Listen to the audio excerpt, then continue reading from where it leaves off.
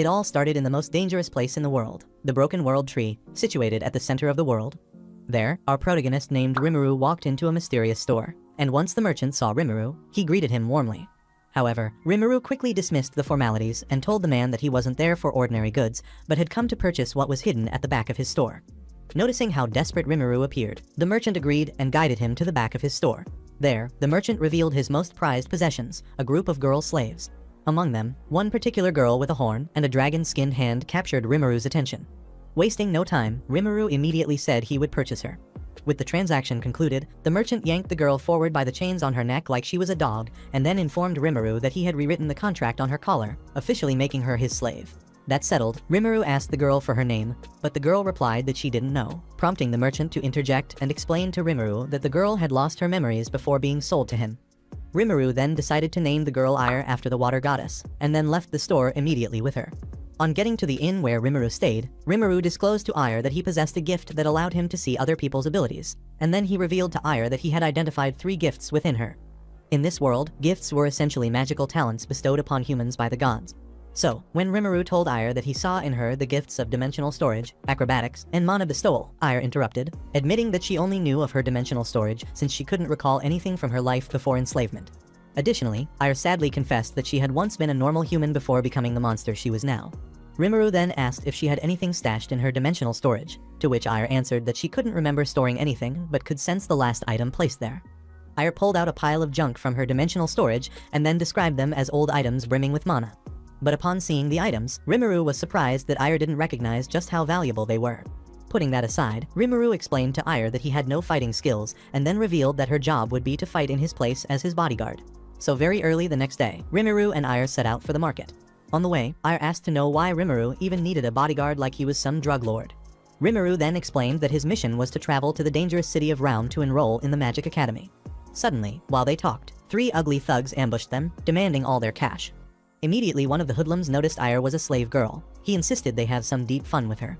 But at that moment, Rimuru whispered to Ire that this was the perfect chance to prove herself. Adding that with his healing, their team was solid. Still, Rimuru cautioned that they were outnumbered and advised that the best strategy was to take out the 2 fools in front first, leaving the one at the back for last. One clueless goon then walked toward Ire and then grabbed her shoulder to cop a feel of her body.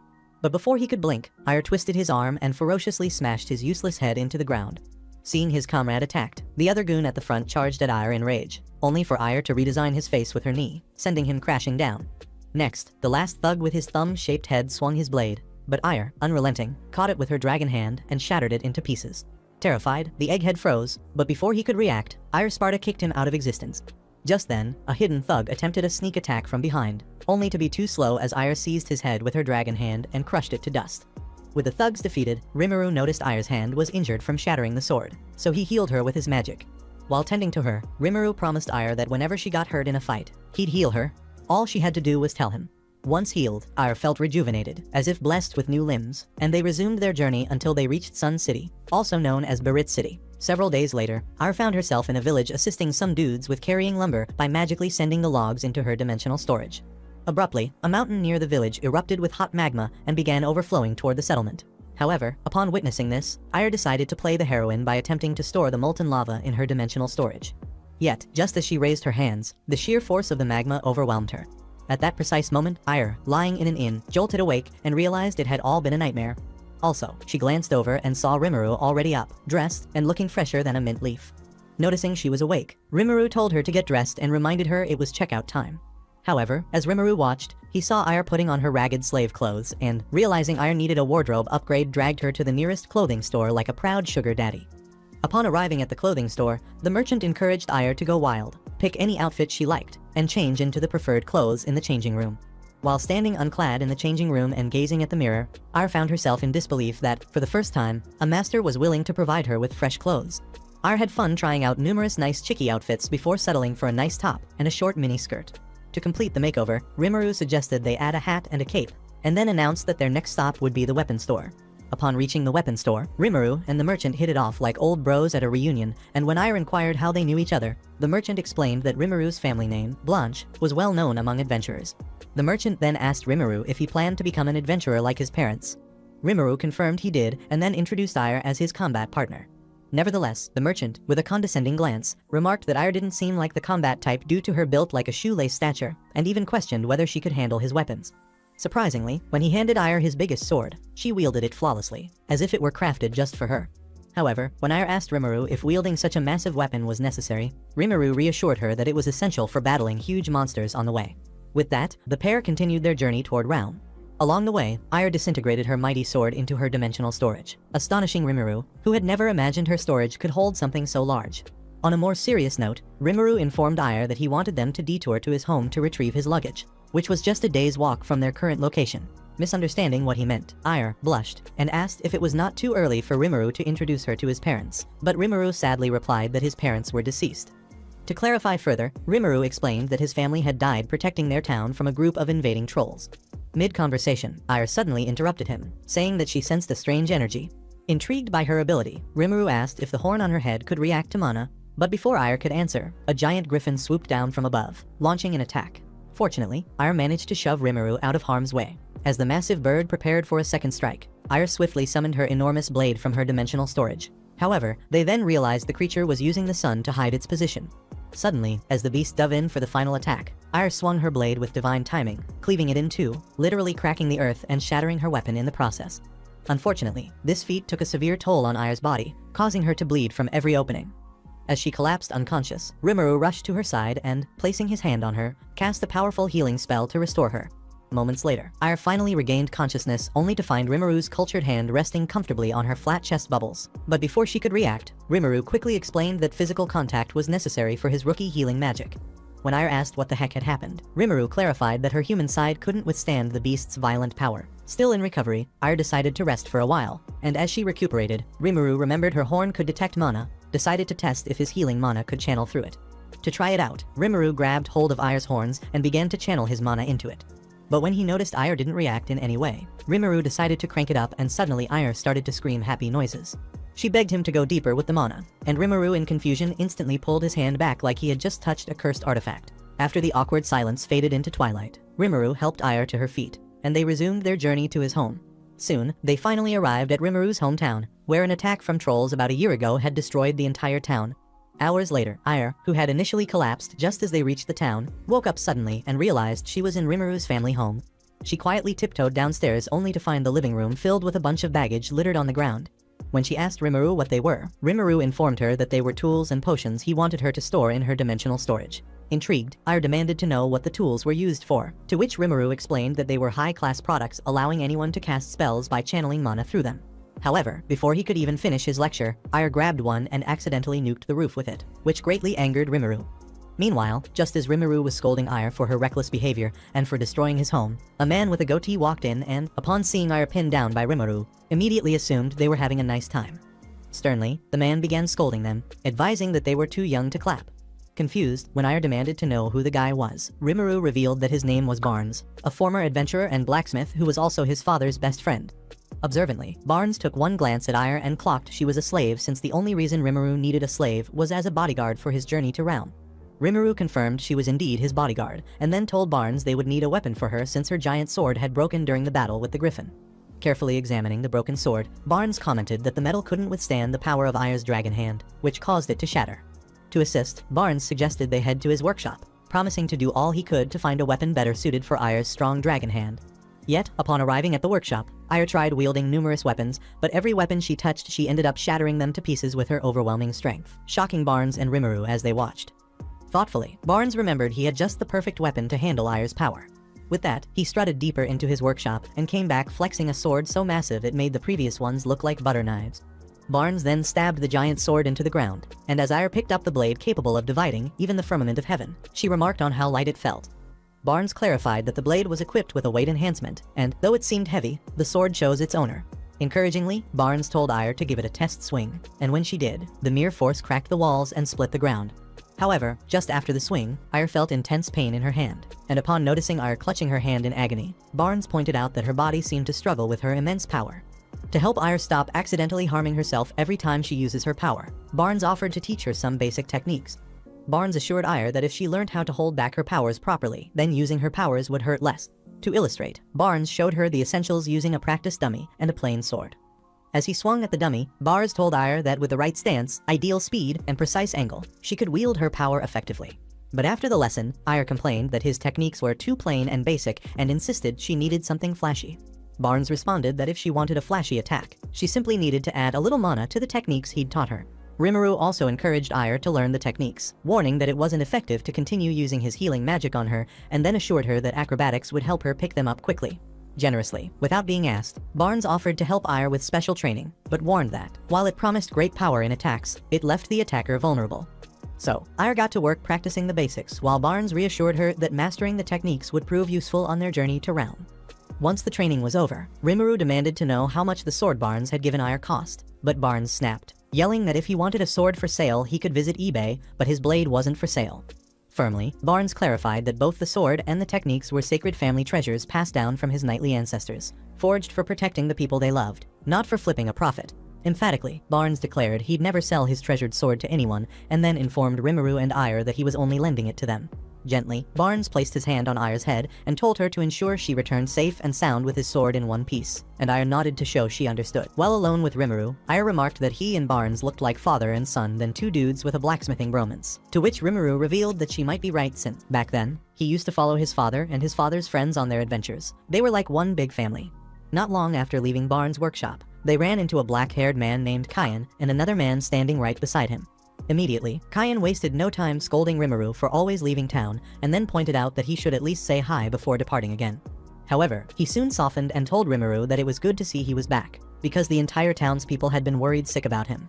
Upon learning that Rimuru would be leaving for another journey in a few days, Kyan gave him boxes of fruits and vegetables as a send-off gift.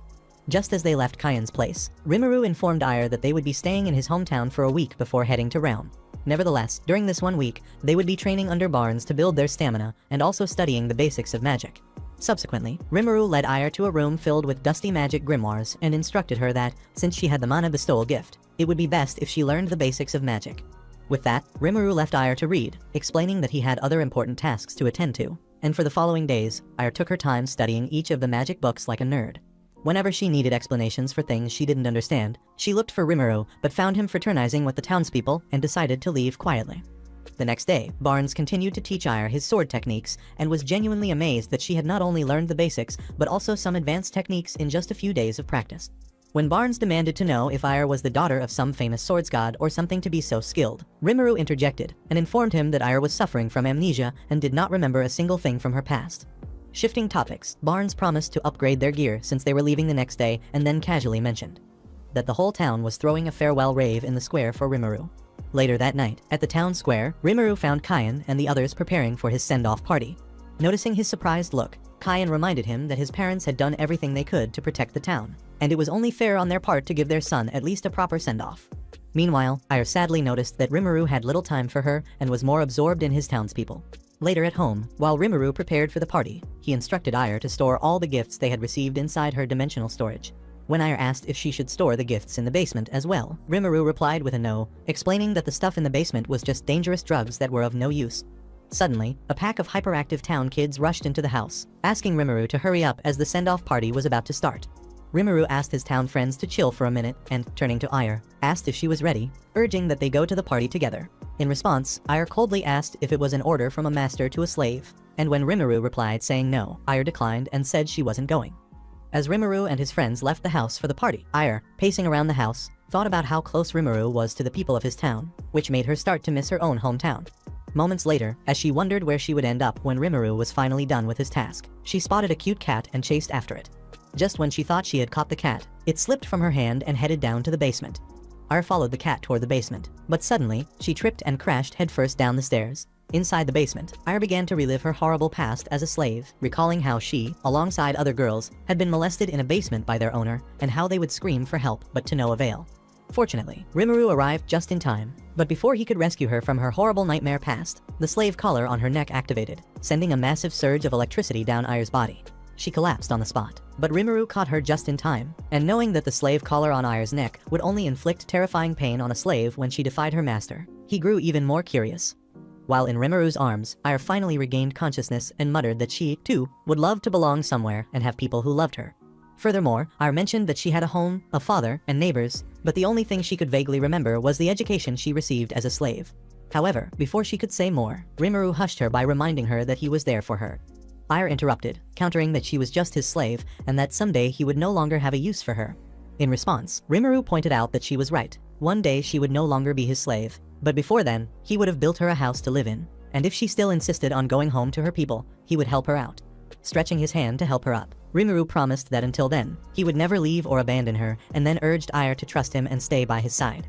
Just as Rimuru helped her up, Ire asked why he wasn't at the party, and Rimuru casually said he came back with food, because he knew her appetite was more dangerous than any monster. Additionally, Rimuru asked Ire to accompany him to the party if the food wasn't enough for her, and she excitedly agreed. The following morning, before they commenced their journey, Barnes provided body armor for them, one armor plate for Rimuru and a chest piece for Ire. Following that, Rimuru and Ire got dressed, bid farewell to Barnes, and set off on their journey to Realm. While on their way to Realm, Rimuru suggested they take a detour to a spot with a breathtaking view, to which Ire agreed, though she pointed out that they needed to have lunch there since she was dying of hunger. As they made their way to the spot, they unexpectedly bumped into a merchant accompanied by some adventurers hired to protect him. Rimuru instantly clocked the merchant as the same dude who'd been handing out food at his send-off party the previous night. Meanwhile, the sweet-looking female adventurers guarding the merchant recalled seeing Rimuru at the party and warmly invited him to join them for lunch. Rimuru was about to politely decline like a gentleman, but the moment he heard the chicks were adventurers, he agreed to join them since he planned on becoming an adventurer himself. As the group settled in for lunch, the girls clocked that Ire was a slave, but instead of pity, they started throwing side eyes full of envy because Rimuru was treating Ire better than you treat your actual girlfriend. Just then, one weak adventurer among them struggled to open the lid of a jam jar, only to be cautioned by the female adventurer that it was a magical tool requiring mana to unlock. Since the man couldn't manage it, Ire innocently offered to assist. But when she channeled her mana into the jar, it shattered in her hand, splattering its contents all over her. The female adventurers immediately scolded Ire for using too much mana, yet in her defense, Ire retorted that she could have opened it properly if the container hadn't been so flimsy instead of sturdy. Shortly thereafter, Rimuru accompanied Ire to the river to wash off the sticky mess clinging to her body caused by the broken jam. But while they were cleaning up, a deafening explosion occurred from the direction of the merchant, jolting them to attention. Meanwhile, chaos erupted as some low-life thugs had ambushed the merchant group, overpowering most of the adventurers. Even the female adventurers weren't spared, for a brutish, bald-headed thug gripped Amy, one of the adventurers, by the neck, threatening to go nasty with her before discarding her lifeless body like weak old leftovers. The poor girl trembled in terror as the brute vowed to pass her around like a blunt once he was done with her. However, before he could act on his vile threat, Ire intervened, spilling his guts with a fierce strike and declaring that if there was one thing she hated above all, it was scum who preyed on women. With one of their members taken out, the rest of the thugs immediately wasted no time charging at Ire.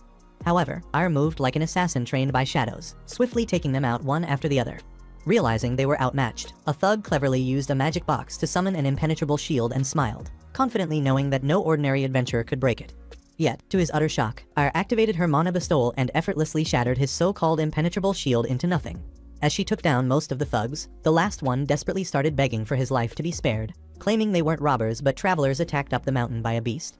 Nevertheless, Ire savagely stabbed his chest with her sharp dragon claws, ending his life in an instant.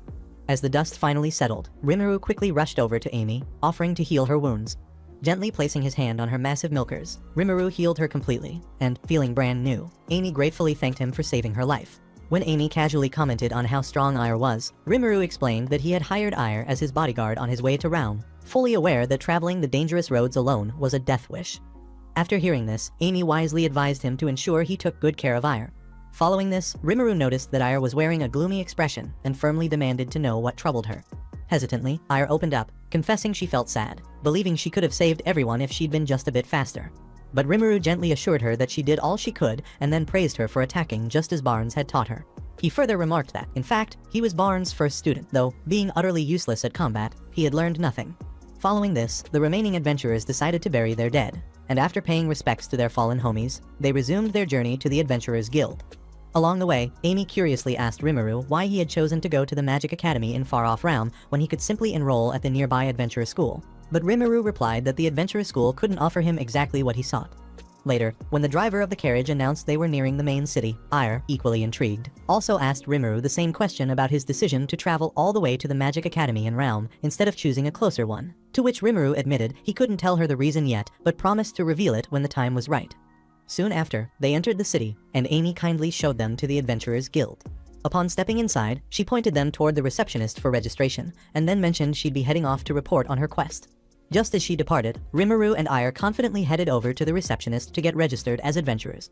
At first, the receptionist sternly warned that adventuring wasn't the kind of business young ones like them could handle. But when Rimuru calmly assured her everything would be fine since he had a combat slave to accompany him, the receptionist relented and handed them a form to fill out.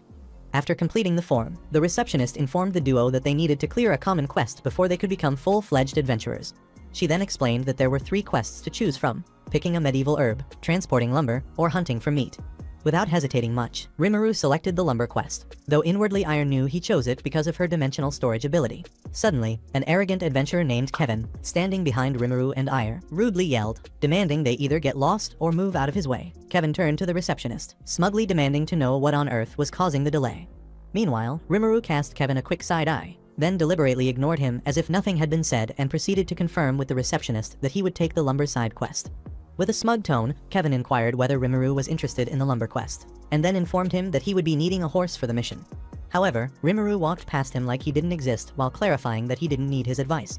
Infuriated by this, Kevin shouted, called Rimuru a newbie, and sternly warned him never to speak disrespectfully again unless he wanted to be crushed into sand.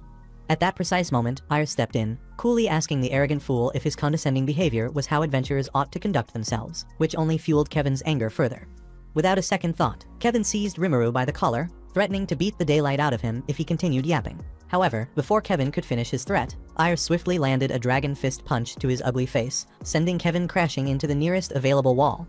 Ire followed up the attack by shoving her dragon-clawed hand into Kevin's mouth, and, with a cold stare, promised that if he ever touched her master again, she'd rip his mouth open immediately. Rimuru called Ire to order, sternly cautioned her never to act without his command, and then instructed her to wait outside. The receptionist, who had silently observed the entire scene, explained to Rimuru that Kevin's arrogance began after he defeated a goblin, and ever since, he had been prideful. While Ire waited outside for Rimuru, Amy approached her, casually asking if they had booked an inn for the night. When Ire replied that they hadn't, Amy shared that her party had received 2 rooms from the guild and kindly offered one to Ire and Rimuru. Amy asked if they would prefer the twin or double bedroom, and as Ire pondered her response, the scene shifted hours later to the room, where Rimuru grumbled bitterly that Ire had picked the twin bed over the double. When Ire explained that she chose the twin bed because it was more economical, since Amy had mentioned adventurers' bodyguards don't earn much, Rimuru failed to listen to her explanation and decided to sleep in the bathroom instead. The following morning, Rimuru woke up looking like a mess. When Ire asked if the reason he looked that way was because he had refused to sleep with her on the bed, Rimuru responded coldly that she was to blame. Hearing this, Ire began to wonder if the reason Rimuru had been avoiding to have fun with her was simply because he preferred Amy's busty pillows instead of her chopping board chest.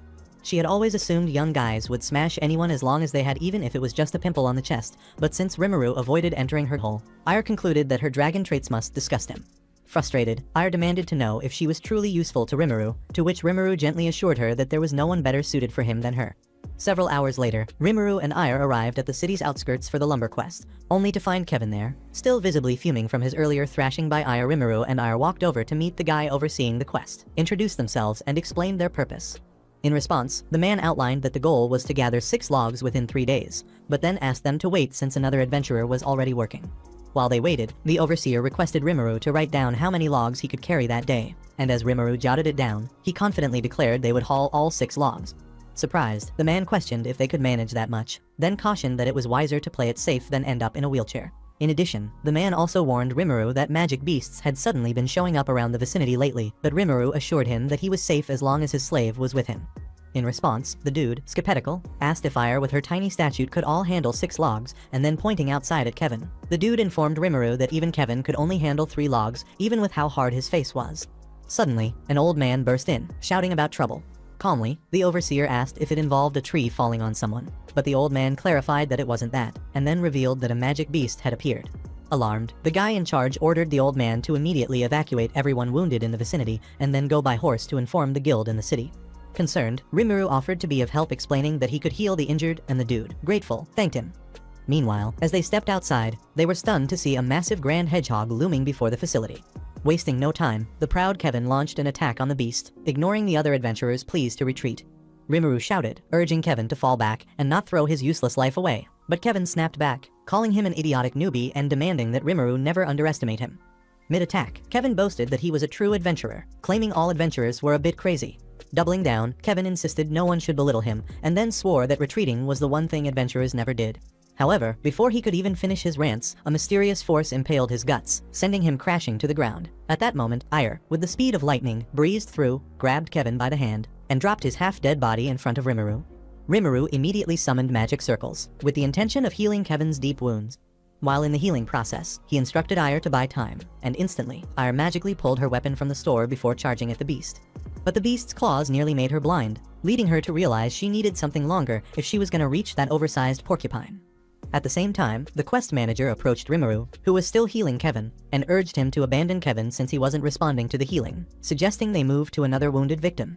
Yet Rimuru insisted that Kevin wasn't dead and refused to give up on him. Nevertheless, when the man persisted, arguing Kevin was already halfway to the great beyond, and that there was no need to waste precious time, Rimuru firmly declared that he was a Blanche, and because of that, he would never flee a battlefield while leaving injured people behind. Rimuru's staunch refusal to abandon Kevin disgusted the man to no end, so he turned to assist one of his own wounded members while remarking to Rimuru that he, too, would never abandon an employee.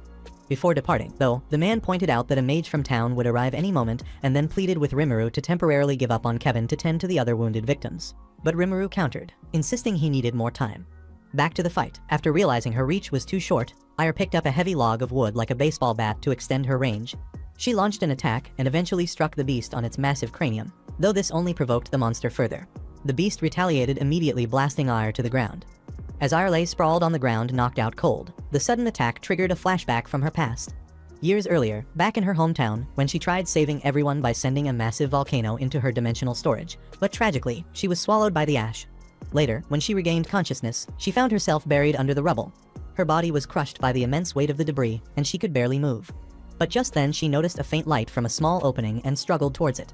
The light guided her to what looked like a cursed temple dedicated to an evil god. Inside this temple, she discovered a dragon corpse encased in ice.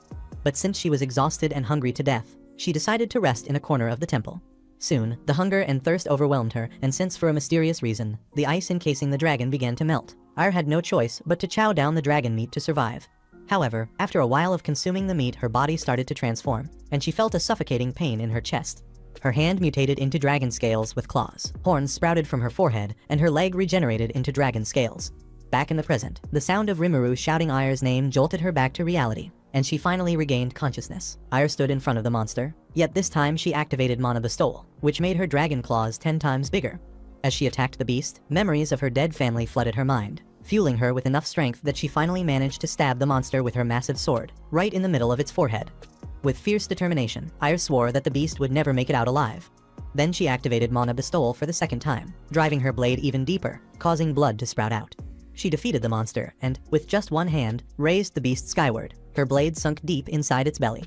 A few moments later, as the dust finally settled, the team discovered a precious magic stone inside the beast. The quest manager could hardly believe that Ire, despite her small stature, was able to defeat a monster that even veteran adventurers couldn't take down. Equally, he was impressed with the magic stones they found and pointed out that the guild would pay Rimuru handsomely for it. However, Rimuru was more concerned about the safety of his slave girl, and was stressed by the attention she would gather after defeating such a massive monster. Meanwhile, the quest manager reminded him that it might be impossible to cover up what just happened and pretend it didn't, considering the sea of blood on the scene and the huge magic stone they just found, which only frustrated Rimuru further. While pondering what to do, Rimuru glanced to the side and noticed Kevin's unconscious body lying on the ground. Suddenly, this ignited an idea, so he asked the quest manager if they could let Kevin take all the credit for defeating the monster. When the quest manager asked if they should lie that Kevin defeated the monster, Rimuru replied yes, stating he preferred it that way. Confidently, Rimuru elaborated on the lie, narrating that they would say Kevin and the beast were engaged in a fierce battle to the death. And after defeating the monster, Kevin sustained a massive injury to the head that gave him amnesia, leaving him unable to remember all that happened. Thoughtfully, the quest manager considered Rimuru's idea, rubbed the back of his head, and concluded it made sense. Shortly afterward, Ire bounced back like a champ and started the lumber quest by pulling all 6 heavy logs, while Rimuru just laid on them like a lazy royalty enjoying the view. During the activity, Ire revealed to Rimuru that, amid her fight with the beast, she remembered something from her past. Quietly, she elaborated that she used to live with her family at the foot of a huge volcano, but while trying to save them from an eruption, she got swallowed up by a massive blast. Before she knew it, she found herself in an unfamiliar temple. Furthermore, Ire narrated how she ate the dragon she found there and then transformed. When Rimuru inquired what happened next, Ire revealed that after she mutated, she felt an immense power surge from within her. Moments later, she explained how she roamed around the temple and stumbled upon a mysterious site that looked like a treasure vault, but found nobody there. However, Ire added that she put all the treasures she discovered into her dimensional storage and soon found an exit out of the temple, which she followed to leave. Yet when she made it outside, she encountered a guy who was initially excited to find a survivor. But the man was terrified to death when he saw her wings and dragon-scaled limbs, and concluded she was a demon. Ire tried explaining to the guy that she wasn't a demon, but the confused idiot slapped her face so hard like they were power slap opponents. Ire explained that she blacked out after the slap, and when she finally regained consciousness, she found herself imprisoned by a slave company. She couldn't even resist because of the slave collar around her neck, and soon discovered that some kind of drugs had been used to muddle their memories. Back in the present, when Rimuru asked if that was all she could remember, Ire replied with a yes. Rimuru then asked if she remembered the name of her village or anything before the eruption, to which Ire simply responded that she didn't recall any of those things. But before Rimuru could inquire whether the rare items they had initially found in her storage came from the temple, someone shouted their names from a distance. It turned out to be Amy, who approached them and asked if they were safe. Amy explained that they were worried when they heard they had been suddenly attacked by a hedgehog, and then asked Rimuru again if they were certain they were all right. In response, Rimuru assured her they were fine. But even though no one asked, Rimuru anxiously pointed out that someone else had clapped the beast, not them. Nervously, Rimuru further elaborated that they only assisted with the healing of the wounded people. After hearing what he had to say, Amy suggested they follow her to her inn so they could rest and recover in time. But when Rimuru reminded her that they were yet to complete the test, Amy clarified that the mission wasn't exactly a test, but rather a ploy to push odd jobs onto newcomers. A few hours later, they arrived at Amy's inn, where she gave Rimuru medicine to aid his recovery. While Rimuru was knocked out on the bed, Amy informed Ire that she would be heading back to the guild and would see them the following day. Ire thanked her for her help, and just as Amy left, Ire decided to take a nap with Rimuru. She removed her armor and dove right into the bed beside him. Suddenly, Rimuru woke up to find her sleeping next to him.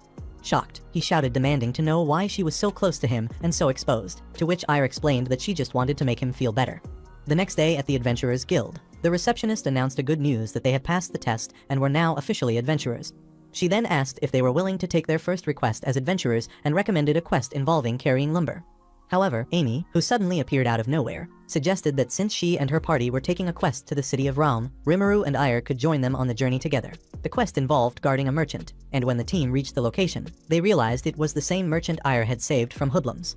Surprisingly, they also noticed Kevin among the adventurers tasked with bodyguarding the merchant. When Rimuru inquired why Kevin had decided to take the quest, Kevin replied that he was heading to Realm. Rimuru then asked why he was heading to Realm, to which Kevin explained that after waking up from battling the monster hedgehog, he was being treated like a hero, with everyone praising him for defeating it. Kevin admitted he found that creepy and, since he wanted no sudden expectations from people, he had decided to leave the town and head to Realm. Just then, Amy interrupted the conversation, informing Rimuru that another adventurer named Hamiya would be joining them on the mission, and then introduced her to the team. Soon after, the big-headed merchant announced that they were ready to leave, and thus the journey to Realm commenced. After riding some distance, the merchant's assistant announced that once they passed the hill, they would take a lunch break. Accordingly, once they crossed the hill, the team settled down to eat. While they were at it, Kevin approached Rimuru and Ire, asking if they were the ones who took down the hedgehog. When Rimuru denied it, reminding Kevin that he was the one responsible for defeating the monster, Kevin assured him there was no way he could have turned a monster into a pile of mush. Seeing no way out of it, Rimuru admitted they were the ones, and for the first time, Kevin swallowed his bitter pride and thanked him. This led Rimuru to reason that the guy might not be as bad as they had thought. Shortly afterward, the journey resumed, and inside the carriage, Rimuru asked Kevin what had happened to his slave. Kevin replied that he had chased the useless guy away, but Amy immediately chimed in, asking him not to phrase it in such a misunderstandable way. To clarify, Amy explained to Rimuru that Kevin had given his entire reward to his slave and set him free. Amy then pointed out that, despite being proud, Kevin was quite an honorable person. Hearing this made Rimuru feel somewhat guilty, so he apologized to Ire for not being able to set her free just yet, to which Ire replied that she didn't mind at all. At that moment, the Mario Brothers-looking merchant announced to the team that they had finally arrived at Realm. The team stood to confirm, and as they looked, they realized they had reached the hilly city of Realm. Ire then turned to Rimuru, pointing out that they had finally made it to Realm, to which Rimuru responded with a silent yes. However, to Rimuru, Realm was merely a stop on his journey, for his actual goal lay even further ahead. Meanwhile, inside a certain building, a black-haired lady approached another blonde lady named Ellie, asking why she was unusually happy despite just waking up, and then inquiring whether she had a good dream. Ellie replied with a yes, and then explained that she had dreamt of heroes changing the world. Upon entering the city of Realm, which had always been Rimuru's goal, they bid goodbye to their travel companion, and subsequently, for the next 2 weeks, all they did was prepare for the Magic Academy entrance examination. On the day of the entrance examination, Rimuru and Ire arrived at the magnificent Realm Magic Academy, and before going inside, Ire cheered Rimuru on to do his best. The entrance examination comprised 5 subjects, including a written exam in history, language, magic, and medicine. Additionally, there was also the practical exam, which would take place just after. As Rimuru entered the exam hall, all bodyguards were asked to wait outside for their bosses. Consequently, Aya walked over to the canopy prepared for bodyguards to wait. Stepping inside the canopy, she was greeted with a disgusted look. Suddenly, some crusty mop-headed dude clocked her slave collar and shouted what the heck a slave was doing among them. Aya felt embarrassed, but before she could say anything, the rest of the bodyguards started to insult and gossip about how the canopy wasn't meant for filthy slaves, but bodyguards. The noise alerted the man in charge, and promptly, when he got inside the canopy, asking what the heck was going on, the mop-haired dude informed him that a filthy slave had gotten in. The man in charge wasted no time, scolding Aya for getting in and firmly announced that there was no place for slaves in there. When the man warned that if she didn't get out immediately, her master would be expelled even before he got admitted, Aya shoved the rough-haired man aside and angrily left the canopy in annoyance. Strolling around the school building, Aya remembered that was how slaves had always been treated. But having been with Rimuru, who had treated her like a queen, she had forgotten what it felt like to be abused and looked down on. To pass time while waiting for Rimuru, Aya whipped out her sword and started slicing the air with elegance. And at that moment, someone watching her practice started to clap for her. It turned out to be Ellie standing on the balcony, who, completely mesmerized by the sword practice she watched, asked Aya who she was. Aya introduced herself as the bodyguard to one of the students taking the entrance exam. But Ellie couldn't hear her well from upstairs and told Aya to chill while she joined her on the ground. Ellie decided to descend like Tarzan climbing the window and then used a tree branch as a means of getting down. But unfortunately, the branch wasn't strong enough, so it broke, and she fell. But Aya was luckily right there to catch her just in time before she plastered herself to the ground. Afterward, Ellie introduced herself to Aya as a first-year student and part of the library committee and gratefully thanked Aya for saving her life. However, just then, Ellie noticed that Aya was a slave but still complimented Aya on how good-looking she was. When Ellie mentioned that Aya's master must really take good care of her because of how good she was, Aya responded, telling her that her master was a really kind person. Touched, Ellie remarked that since her master was a kind person, it would be nice if he got accepted into the academy, causing Aya to wonder how Rimuru must be doing in the exam. Meanwhile, inside the school, it was time for the practical exams. The exam instructor announced that for the exam, the aim would be to shoot the withered piece of the world tree with whatever spell the candidate was comfortable using. Furthermore, the examiner pointed out that the practical exam would be in groups. The practical exam started, and the first group of students wasted no time unleashing fiery blasts at the world tree. One particular student summoned multiple magic circles that rained a powerful surge of electricity on the tree. Watching the first set of students show their magical prowess, Rimuru was greatly impressed. Next, Group C was called in, and this was Rimuru's exact group. Rimuru walked straight to the world tree, and as he placed his hand on it, magical circles appeared. This caused the other set of students to laugh and mock him. One student laughed at the fact that Rimuru had to make contact before using healing magic, since everyone knew that healing magic was basically useless if it couldn't be used at a distance. Soon after, Aya, who had been waiting outside the school gate, noticed Rimuru strolling out wearing a sad expression and asked him how the exam went. But Rimuru ignored her question and simply replied that they were leaving. Upon getting to the inn that day, Rimuru informed Aya that he passed the written exam but failed the practicals. Nevertheless, he would be resuming school the following week. Aya congratulated him, but as she moved toward him, Rimuru also informed her that he would be setting her free from slavery. This came as a shock to Aya, and as she asked why he would want to do that, Rimuru reminded her that when he initially bought her as a slave, he had told her that her job was to get him safely to Realm, which she had done. Now, she had no reason to continue being his slave and was free to go. But Aya, moved with emotion, bear-hugged Rimuru and begged him not to release her. She grabbed tightly to his scrawny body, nearly crushing his skeleton to stardust, but quickly apologized when she realized Rimuru was clutching his hand in pain. As Rimuru healed his broken hand, he reminded Aya that he had earlier promised to tell her why he desperately needed to enroll in Realm Magic Academy and asked if she was ready to hear. Aya replied, vowing to stay by his side forever, and then begged that he tell her the reason. Rimuru dramatically revealed that his goal was to develop a resurrection spell. To elaborate, Rimuru explained that the reason why he had instructed Aya earlier back in his home not to enter the basement was because he was preserving his parents' corpses down there. Rimuru further revealed that the Magic Academy in Realm housed the largest and oldest library in the world, which was very essential for him to conduct research in creating the resurrection spell. Moreover, Rimuru clarified that since the resurrection spell was a taboo in the country, just knowing about it could put a person's life in danger, which was why he didn't want Aya to be a part of it. Yet, Aya placed her hand on his palm and assured him that she would never leave his side, and Rimuru, touched by her genuine show of affection, thanked her. The next day, while walking the street, Aya asked Rimuru if he would be buying everything he would need for school, to which Rimuru replied with a yes, but informed her that to do so, they would need to reunite with Amy at the Adventurer Guild to find a quest to earn the cash he would need. When Aya asked why he couldn't just sell the items she got in her dimensional storage instead, Rimuru replied that the stuff in her storage was too valuable to be sold. so their only option would be to work by doing some quests. With that, Ire excitedly sprinted ahead, ready to make some money, but Rimuru warned her not to run ahead since she had no idea where the guild was.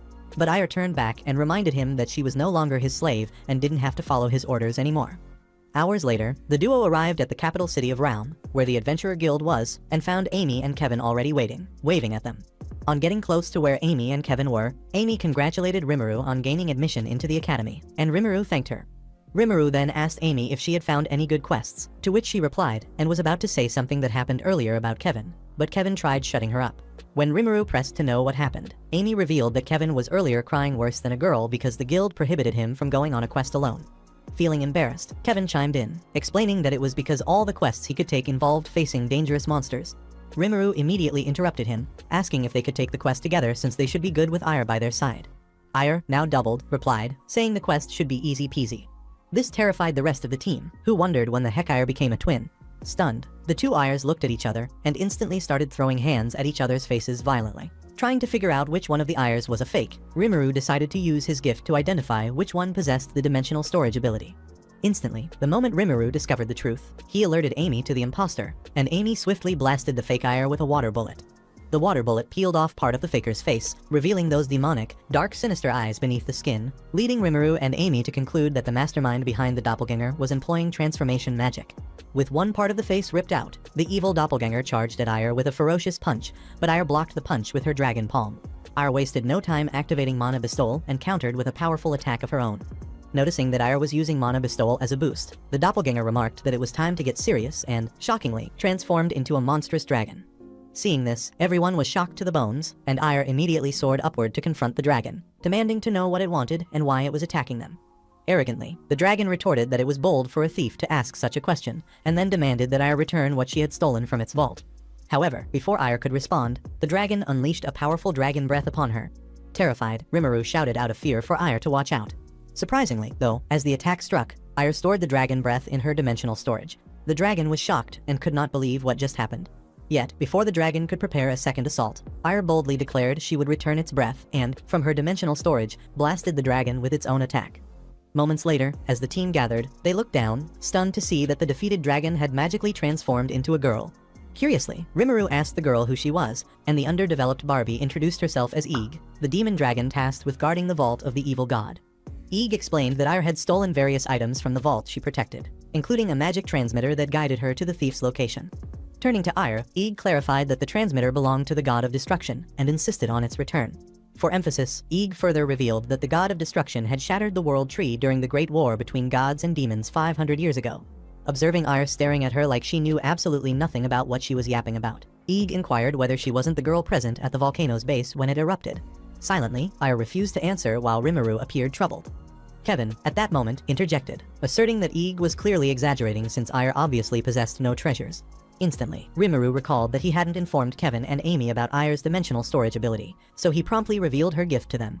Nevertheless, seeing that no one believed her tale, Eeg grew frustrated and transformed back into a dragon, urging them to trust her. Alarmed, Rimuru immediately cautioned her against transforming into a dragon in the middle of the city. Still agitated, Eeg blasted the sky with her fire breath, but Rimuru sternly warned her against that as well. Just as Rimuru explained that the townspeople would freak out if they eventually saw a dragon in the sky, a random guy suddenly approached the team asking if they had seen a dragon in the sky, claiming he had seen the dragon with his 2 eyes. Kevin tried to silence the man to prevent others from hearing, but it was too late, for within seconds, a crowd gathered, demanding to see the dragon. Rimuru, knowing the publicity was not what he wanted at that moment in time, stepped forward and addressed the crowd, falsely claiming that Kevin was the dragon slayer who had defeated the beast. Shocked, Kevin was speechless, but before he could protest, a man from the crowd asked if he was the same Kevin who had vanquished the monstrous hedgehog, and concluded that it now made sense. Kevin attempted to object, but Rimuru grabbed his shoulder and pulled him to a secluded spot.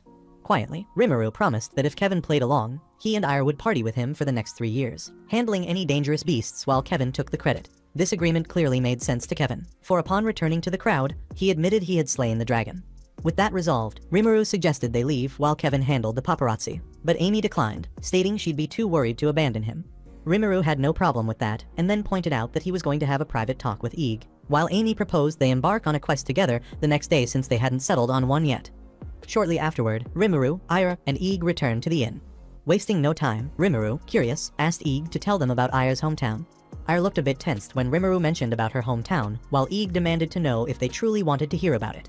In response, Rimuru replied that all they knew was that a sudden disaster had struck the place, leaving few survivors.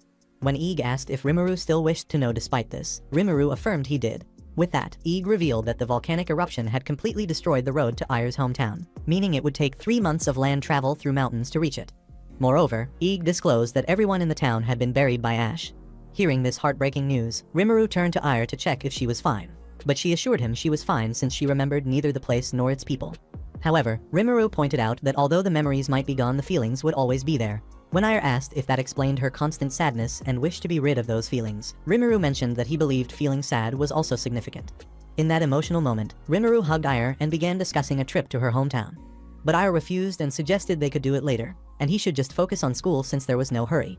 However, Rimuru promised that someday he'd fulfill his vow to take her there, and Ire replied she'd hold him to it. Noticing their bond, Ig jokingly suggested they get a room. But Rimuru clarified they weren't in the smashing type of relationship. Surprised, Ig asked why, to which Rimuru explained it was because they were still young. Ig remarked that she was impressed with their abstinence, but then mentioned that she had the perfect gift for them. She turned to Ire and revealed that among the treasures she stole from the demon god temple, there was a white liquid jar. When Ire showed her the jar containing the white liquid, Ig explained that the white liquid inside was the god of destruction aphrodisiac. Whispering, Ig informed Ire that the aphrodisiac worked like a miracle for getting any guy to look her way, which Ire found really interesting. With that, Ire wasted no time opening the jar despite Rimuru warning her against opening something that looked really suspicious. At that moment, Ire felt an intense sensation of lust and her inner thighs were getting ticklish and in need of some intense stroking. Panicking, Rimuru turned to Ig asking if she could do something about the situation, to which Ig replied saying all she could do was stay and watch to ensure everyone was safe since the aphrodisiac was quite a dangerous drug. To calm Rimuru, Ig assured him that it wasn't a poison or hypnotism, just a drug that made the peach excited. But still, Rimuru shouted, asking why on earth such a drug would even be in a temple in the first place, and then decided to use healing magic to fix the problem. Rimuru clarified that since Ire's horn was sensitive to mana, he would just make her climax through her horn to calm her down. Rimuru started channeling mana into Ire's horn, causing her to scream worse than a chick getting piped by a BBC. Meanwhile, at the Realm Magic Academy faculty room, the director, Warak, and a fellow teacher discussed about the plans for the upcoming orientation. While going through the plans on the paper, Warak pointed out how the students that were ranked F class had the same scores as even those that were ranked A class, and thought it would be best to teach the F ranks their place in the school. The first day of school finally arrived. However, Rimuru appeared visibly worried. Noticing this, Ire approached him and inquired about the issue, to which Rimuru responded that he was anxious about what she would wear to school. Rimuru elaborated that half the students at the academy were nobles who would arrive with their impeccably dressed bodyguards. Moreover, Rimuru highlighted that it would be tough for Ire to wear the same outfit to school every day. At that moment, Ig interjected, assuring them there was no cause for concern. She explained that among the treasures in the vault, there were surely clothes fit to impress the upper class. A few moments later, Rimuru stood dressed in his school uniform, ready to leave for school, while Ire declared she was prepared as well. With that, Rimuru directed them to head out, though Ire, dressed like a retired stripper, trudged behind. When Rimuru turned and saw Ire looking a cast from 50 Shades of Grey, he immediately demanded to know why she was dressed that way. Before Ire could answer, Ig stepped in, showcasing the outfits and explaining they couldn't decide between the two, while Ire concluded she'd chosen the one she thought he'd prefer. But Rimuru immediately ordered her to change into the second outfit. Shortly thereafter, Rimuru and Ire arrived at the Magic Academy, where Rimuru discovered he'd been assigned to Class F. Ire then noted she'd need to head to the bodyguard waiting room, and Rimuru agreed, saying he'd catch up with her later. Minutes later, Rimuru entered his classroom, only to receive a cold reception from his peers. Soon after, the teacher, Warak, entered as well, announcing he was in charge of Class F.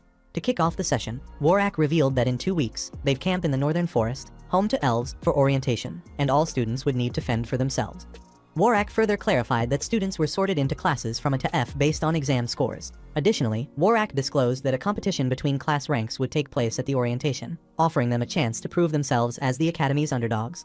Just then, a cute girl from Class F interrupted, asking if they'd spend the night at the camp, which Warak confirmed.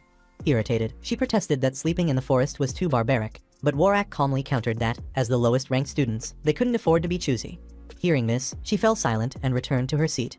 Meanwhile, Rimuru, sitting quietly, reflected on Warak's words and realized that as the lowest-ranked students, they lacked the luxury of choosing their lessons, and failing a test could end their school life. When a black-haired boy asked if bodyguards could join the orientation, Warak affirmed they could since most high-ranking nobles lacked camping skills. Before dismissing the class, Warak advised them to prepare for anything and hinted they could learn more about the orientation in the library, though he quickly stopped himself. As Warak exited, the other students promptly left too, leaving Rimuru worried that the teacher had given such a huge hint. Yet the lazy losers had just gone home like it didn't concern them. However, Rimuru decided to head to the library to check out the hint. Thus, Rimuru headed to the bodyguard area to fetch Ire, but was stunned to see her drawing so much attention from guys trying to riz her for looking like a snack in her maid outfit. Spotting Rimuru, Ire rushed to him, leaving the others jealous and wondering who the heck the beanstalk was. This annoyed Ire, but Rimuru immediately stepped in to avoid any altercation. Following this, Rimuru and Ire entered the library, where Ellie noticed Ire, so Ellie approached Ire and remarked that her presence in the academy must mean that her master got in, which Ire confirmed before introducing Rimuru. Ellie then asked Rimuru if he sought anything specific in the library. She added that, as a library committee member and his senior, she'd gladly assist with whatever he needed. Rimuru thanked her and inquired about books on high-rank healing magic, explaining his interest as a healer. In response, Ellie revealed such books were located underground. As Rimuru marveled at the vast underground section, Ellie explained that the further one go down the library, the larger the floors became. When Rimuru asked if qualifications were required to enter the underground floors of the library, Ellie clarified that access depended on school year, grades, and extracurriculars. Ellie further revealed that further down the library one go, the more specialized and dangerous information one would get.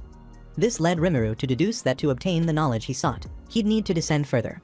He also realized sneaking in at night wasn't an option. Raising his status was the only way, and to do that he would need to start by doing well at the upcoming orientation. To that end, he told Ellie he'd come to research the orientation. Handing him a book, Ellie explained it contained all past orientation records and a map of the Elven Forest. Suddenly, the pretty baddie from Rimuru's class appeared, announcing she too wanted to review past orientations. However, a library attendant informed her that another student was making use of the record. When the girl looked to see who, she realized it was Rimuru, and then mentioned that she would be back later. When Rimuru was done, after hours of reading, Rimuru felt a shoulder twitch and decided to stop for the day. However, Ellie advised that since he just got enrolled, there was no need to rush and read everything in one day like he was Jimmy Neutron. Still, Rimuru insisted on ranking up and getting better. Rimuru was determined never to let a single chance to enter the underground floor of the library pass him by. Curious from his reading, Rimuru asked Ellie if orientation tasks always involved gathering materials, which she confirmed, explaining that it was a yearly tradition. Reflecting on this, Rimuru pondered how Class A received the easiest tasks while Class F got the toughest. Over the next 2 weeks, Rimuru diligently gathered orientation intel at the library. Additionally, on weekends, he took quests with his team into the Elven Forest, gaining a solid grasp of Realm's geography and even upgrading his weapon at the blacksmith.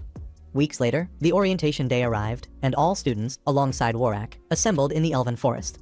Class F students began gossiping about Class A bringing 90 adventurers, and the other ranks above them also brought quite a large number which they deemed unfair. Just then, Warak silenced the side talks and called for their attention. Warak announced that it was time to designate tasks to the different ranks. For Class A, Warak tasked them with gathering philo leaves, thrilling them due to the leaves' abundance. Next, Warak assigned Class B to collect Kuko nuts and Class C to gather Ragunia stones. When Ire asked what these were, Rimuru explained they were rare healing materials, though the rate of completion of the task was pretty high. Then, Warak tasked Class D with catching spring rabbits and Class E with collecting a kilogram of wilted branches. Finally, Class F students recoiled in shock when Warak assigned them to gather a kilogram of giant bee honey. When Ire questioned what giant bees were, Rimuru grimly revealed that a single bee's massive stinger and lethal venom could end one life instantly, and taking their honey meant facing a swarm. Even Ire's overpowered strength wouldn't suffice. Unfazed, Warak declared they could quit and fail if the task seemed impossible. At that, a Class F student shouted that it was cruel tyranny. Sternly, Warak warned that abusive language was forbidden and threatened disqualification for anyone who protested without withdrawing. Another student, wearing glasses, suggested it was an academy ploy to make them motivational examples for higher ranks, since the higher ranks were given very easy tasks as opposed to what they were given. The pretty chick also asserted they were mere sacrifices, while Rimuru just looked visibly tensed. Before long, the cruel teacher, Warak, was in his office thinking about the task he had given to Class F. He knew it was a hard one, and he could only hope the students would survive their mission against the deadly forest bees. But nothing would give him greater pleasure than getting at least one student casualty. Later that night, at the quiet Class F orientation-based cottage, Rimuru and Ire, cloaked in dark garments, prepared for their honey-collecting mission while everyone else was asleep. But before they left, Rimuru wanted to go over the plan one more time. The plan was simple. Rimuru would distract the bees while Ire snuck around and took them all out at once. After Ire got rid of all the bee soldiers, they would collect the honey. Once they both understood the plan clearly, they were ready to go. But suddenly, Ire felt danger coming. In one fluid motion, she spun around and slashed her blade through the air. She sliced through something, and it turned out to be a worm-like creature that died right away from her single strike. When Rimuru rushed back and asked what had happened, Ire told him they had suddenly been ambushed by a magic beast. This struck Rimuru as strange based on what he knew about the forest. Magic beasts were supposed to appear farther up the mountain, nowhere near the student's cottage.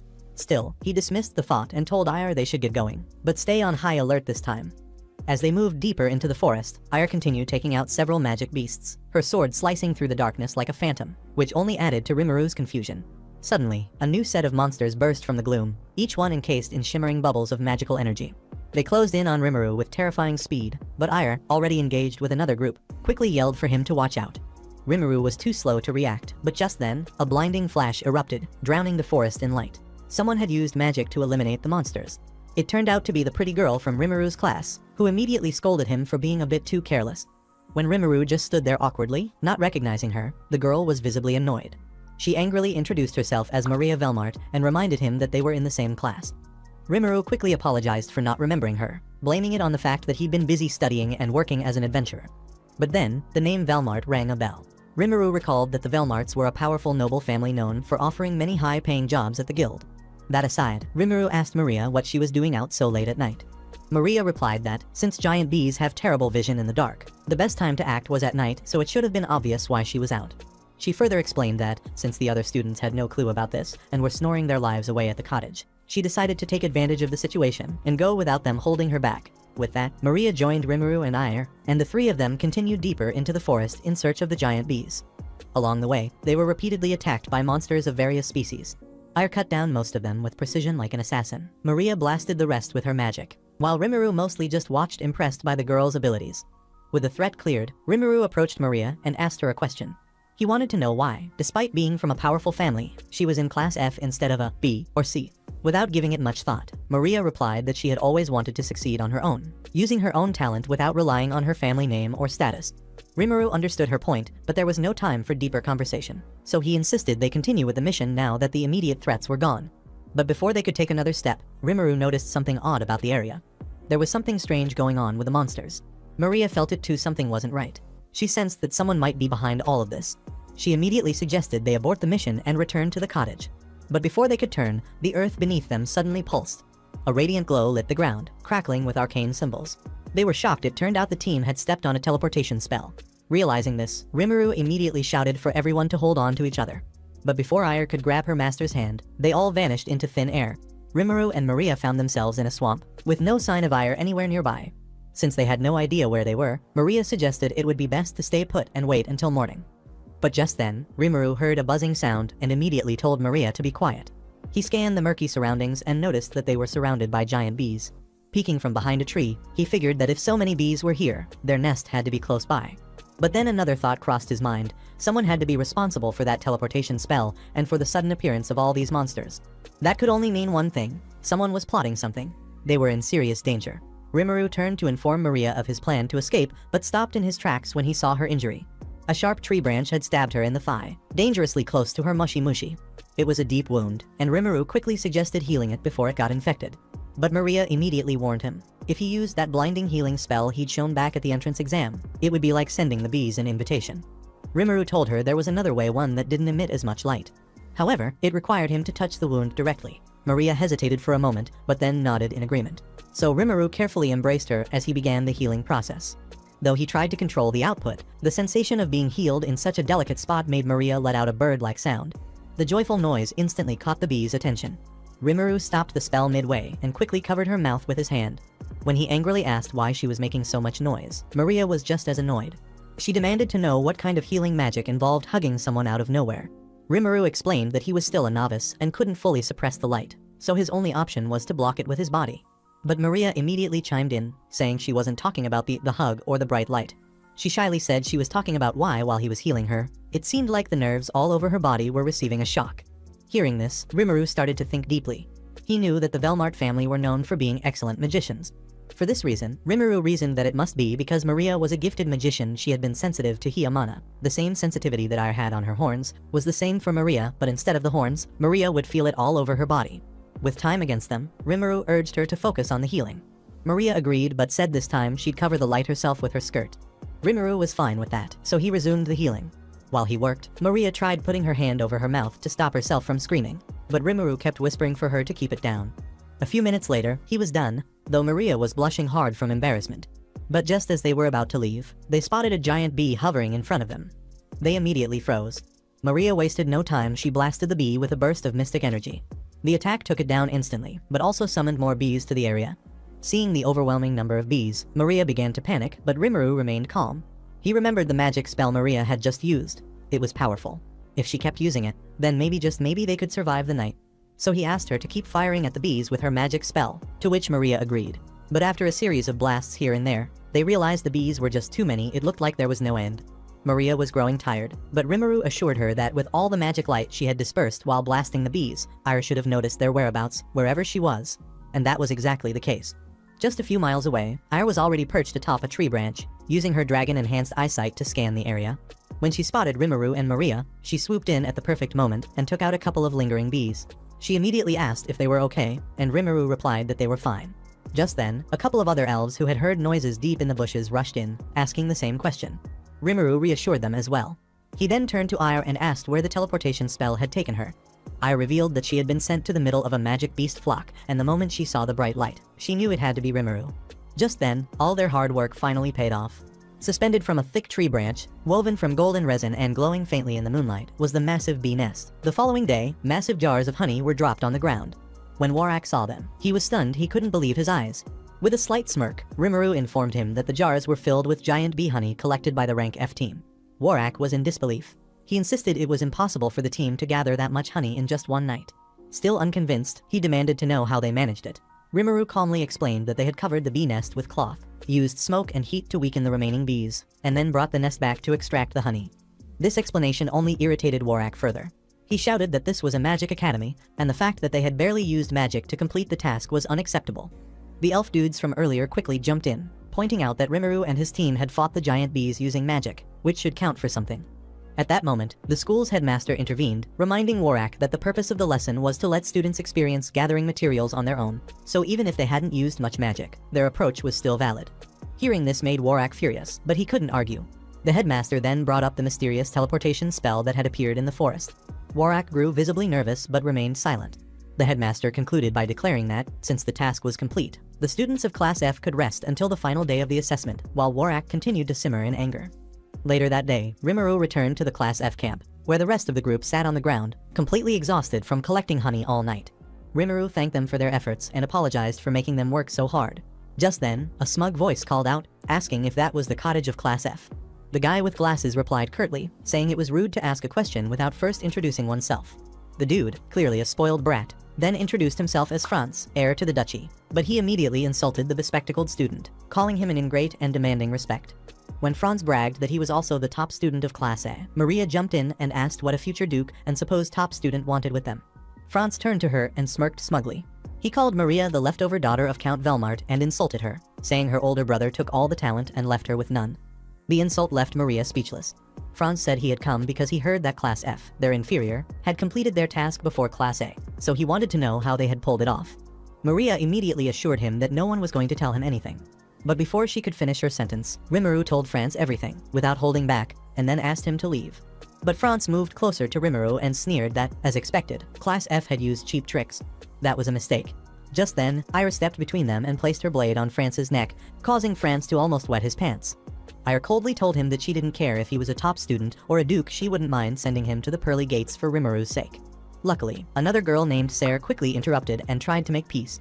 She pulled Franz away and apologized to Class F for the trouble the proud idiot had caused. However, Rimuru told her not to worry about it. With that, Sarah asked them to have fun and then led Franz away. Watching them leave, Ira informed Rimuru and Maria that Sarah was the second best student of Class A. She added that Sarah was supposed to be number 1, but Franz had claimed the title thanks to his family's influence. Following this, the rest of the orientation went on peacefully. Days later, Ira trained her swordsmanship with Eeg. Eeg was one of the few who could keep up with Ira's overpowered ability.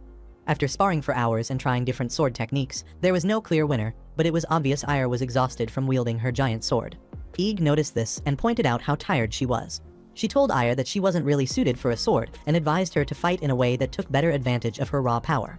Eeg suggested that instead of a sword, Ira could use a pair of red axes from her dimensional storage. Ira thought about it and realized the suggestion made sense. So she activated her dimensional storage and pulled out a pair of giant axes known as Agnablade. These twin axes were forged from the wings of the demon god of fire and were even enchanted to spew flames. Meanwhile, Rimuru received a mail delivery from the postman. He opened it and realized it was from the Adventurers Guild, a recommendation letter granting him access to the lower levels of the school's library. Rimuru was excited. He immediately rushed to meet Ire at the training ground, asked her to stop training, and informed her they were heading to school right away. But before they left, Ire excitedly showed Rimuru her new weapon. Overcome with excitement, she decided to unleash the Mana Bestowal spell while wielding her axe. At that moment, something sparked in the axe, and a massive fire erupted, burning the surrounding grass and even the recommendation letter Rimuru had just received from the guild. At the same time, back in the elf village, a little girl was excited to taste giant bee honey for the first time, and she found it delicious. Her parents turned out to be the two elves from earlier, and they were also thrilled about the honey Rimuru had given them. They felt it was the best they'd ever had, and it would make quite a sale. Several hours later, Rimuru and Ire finally arrived at the academy's library. To descend to the lower level, they needed to find someone from the library committee. Rimuru immediately remembered Ellie, so they decided to look for her.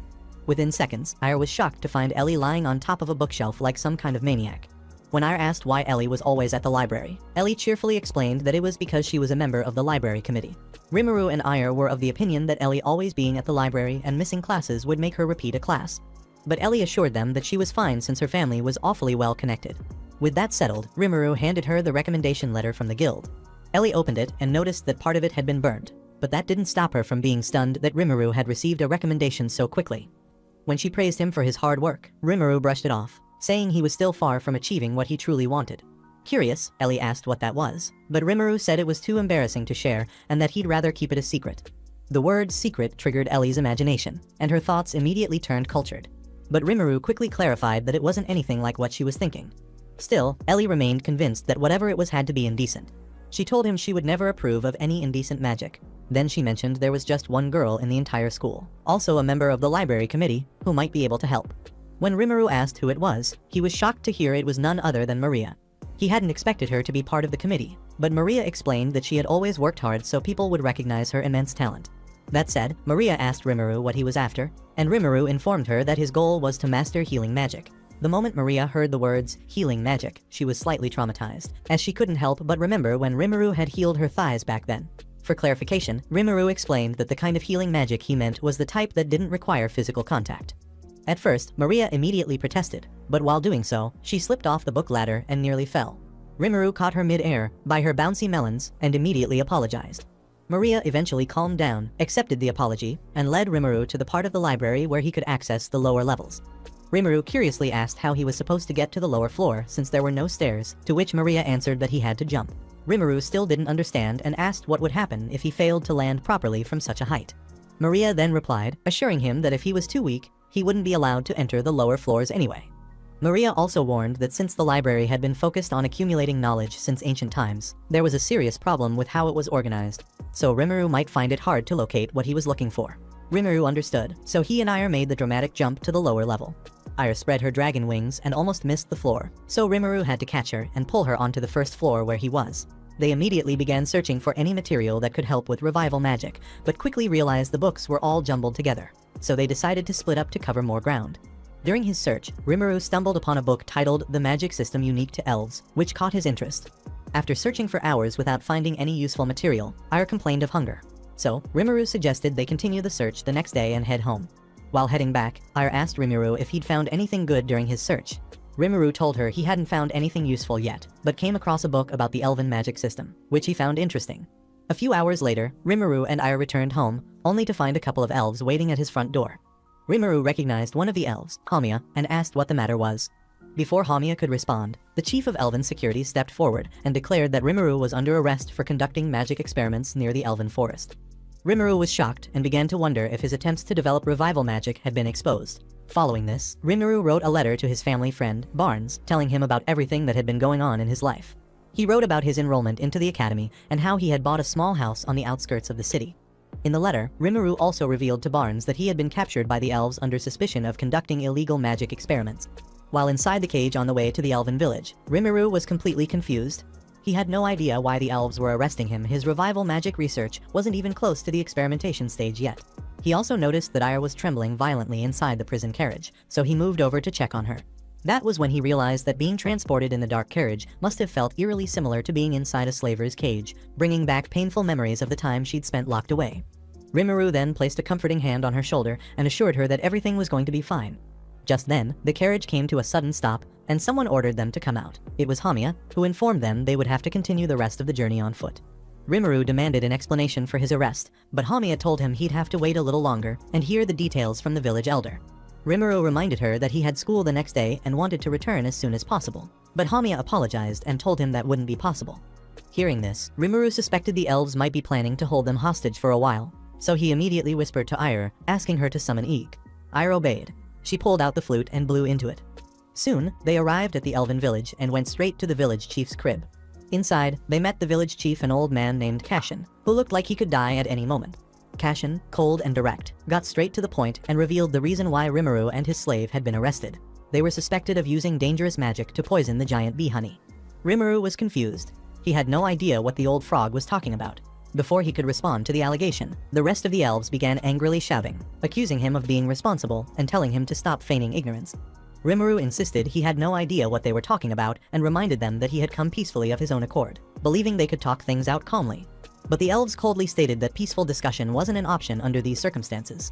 Ire heard this and immediately pulled out her twin axe, but Rimuru quickly warned her not to start a fire like she had last time. He reminded her that if the surrounding forest caught fire, they'd be trapped as well. Old man Cashin didn't say a word, he simply watched the situation unfold with quiet intensity. Hamiya tried to calm things down, but before she could, Ire suddenly charged at Cashin midair. But Cashin immediately unleashed a defensive spell that stopped her in her tracks. Without hesitation, Cashin activated his own weapon sets of flying daggers that lunged straight at her. But Ire skillfully evaded every single one. Cashin saw this and commended her skill. Then, with a smug look, he reminded her that she was fighting a mage and then launched another set of daggers. Ire moved swiftly and dodged them all. But the old man wasn't about to let the youngin outshine him. He levitated his daggers again, this time lining them up directly above her. Ire was shocked. Before she could react, the daggers rained down. Before things could escalate further, Rimuru immediately ordered Ire to stand down. The old man laughed and boasted that there was no way a rookie like her could ever conquer the elves in their own village. He added that the only way Rimuru could free himself was by one option alone. He would have to investigate the incident and prove his innocence. If he could do that, the elves would reward him as if he were an adventurer they had hired. Furthermore, they would apologize for the mistaken arrest and grant him anything he wanted within reason. Rimuru considered the offer. After thinking it through, he said he'd like to make his request now. He asked if Cashin could teach him elven magic. Rimuru explained that he was a healer and had a deep interest in the elves' magical system. Cashin wasn't surprised, he had expected a request like that from a progeny of the Blanche lineage. He agreed to the condition but said that first, Rimuru would need to go to the meeting hall, where he would see those afflicted. Rimuru had no problem with that, and together with Ire, he followed Hamiya diligently to the hall. When they reached the entrance, Hamiya informed him that inside, they had gathered those suffering most severely from the symptoms of the poisonous honey. With that, they stepped inside and just like Hamiya had said, Rimuru saw a horrifying sight, sick elves lying across the floor. Rimuru immediately walked up to the elf in charge, introduced himself as a healer, and informed him that he had received the elder's permission to be there. He assured the instructor that he had some medical knowledge and might be able to help. The elf looked uneasy at Rimuru's confidence and pointed out that they already had their own healer, and even their healer hadn't been able to do anything about the situation. Rimuru ignored the arrogant tone and asked why all the sick people had been gathered in one place. Rimuru questioned whether the disease wasn't contagious. However, the instructor replied that those were the instructions they had received from their healer. Just then, a brat named Maxwell saw Rimuru chatting with the elf and was instantly annoyed. Smugly, Maxwell told Rimuru that instead of standing around talking, he could at least make himself useful by drawing water or changing sheets. But the elf in charge quickly scolded Maxwell for being rude and apologized to Rimuru for his behavior. He explained that Maxwell was the grandson of the village chief, and ever since his best friend had fallen ill, he'd been on edge. Rimuru then noticed Maxwell kneeling beside a sick elf girl, trying to change her soiled sheet. He approached and asked if the girl was his friend. Maxwell responded like he had serious beef with Rimuru, angrily demanding to know what the heck he wanted. Rimuru calmly asked him to quiet down and gently placed his hand over the sick girl's head. A glowing magical circle appeared instantly, and mana flowed into her. As she exhaled deeply, Hamiya and the instructor assumed Rimuru had healed her. But Rimuru explained that he couldn't heal her completely, which only made Maxwell even more upset. Maxwell walked away, mocking Rimuru for being a healer who couldn't even fully heal his friend, but Rimuru chose to ignore him. As Maxwell stormed off, Rimuru noticed something odd: there were barely any children among the sick. That prompted him to ask the instructor whether the elves had only eaten the honey he'd given them, or if they'd also gone out to collect more on their own. The instructor confirmed that some had gathered honey themselves. Hearing this, Rimuru said he'd like to take a look at where the honey had been gathered. The instructor agreed but warned that Rimuru would need a guide if he was heading into the forest. Maxwell immediately popped out of nowhere and volunteered to guide them. The instructor objected, saying it was too dangerous for children. But Maxwell insisted that if the adults could venture into the forest, so could he. Rimuru reassured the instructor that they'd handled a few requests in the area as adventurers before, and that Ire could easily take care of any beasts they might encounter. The instructor was relieved to hear this, but still asked Rimuru to look after Maxwell. With that, Maxwell accompanied Rimuru and Ire into the forest. But along the way, Maxwell continued to trash-talk Rimuru, calling him a great healer who couldn't even fix everyone. Ire finally got fed up with the brat's mouth and was about to draw her weapon, but Rimuru cautioned her not to. Suddenly, midway through their walk, Rimuru sensed nearby monster activity. Maxwell immediately stepped forward and proudly declared that he could handle it himself. Rimuru tried to stop him, but the proud fool had already fired an arrow in the direction of the supposed threat. The arrow flew and struck something. It hit a black dragon dead on. Maxwell froze, clearly not expecting the monster to be a dragon. But just then, the dragon transformed into Ige, who had come in response to Ire's call. Meanwhile, back at school, Warak wasn't done plotting his evil, sinister plan. This time, he figured the elves might have caught on to everything he had been planning, so he was ready to change his tactics. At the same time, deep in the forest, Ige nearly fainted. She could sense a terrible stench. But Rimuru and the rest of the group couldn't smell anything. Rimuru asked her to pinpoint the exact location of the odor, but Ige said she could sense it everywhere. That made Rimuru pause. Maybe the reason they couldn't detect it was because the elven village was nestled in a deep valley. If they moved farther away from the village, they might be able to trace the source of the disgusting smell. The team planned to do just that, but Ige couldn't take the stench any longer. She collapsed to the ground and transformed into a little snake. Ire gently picked her up and wrapped her around her neck to carry her.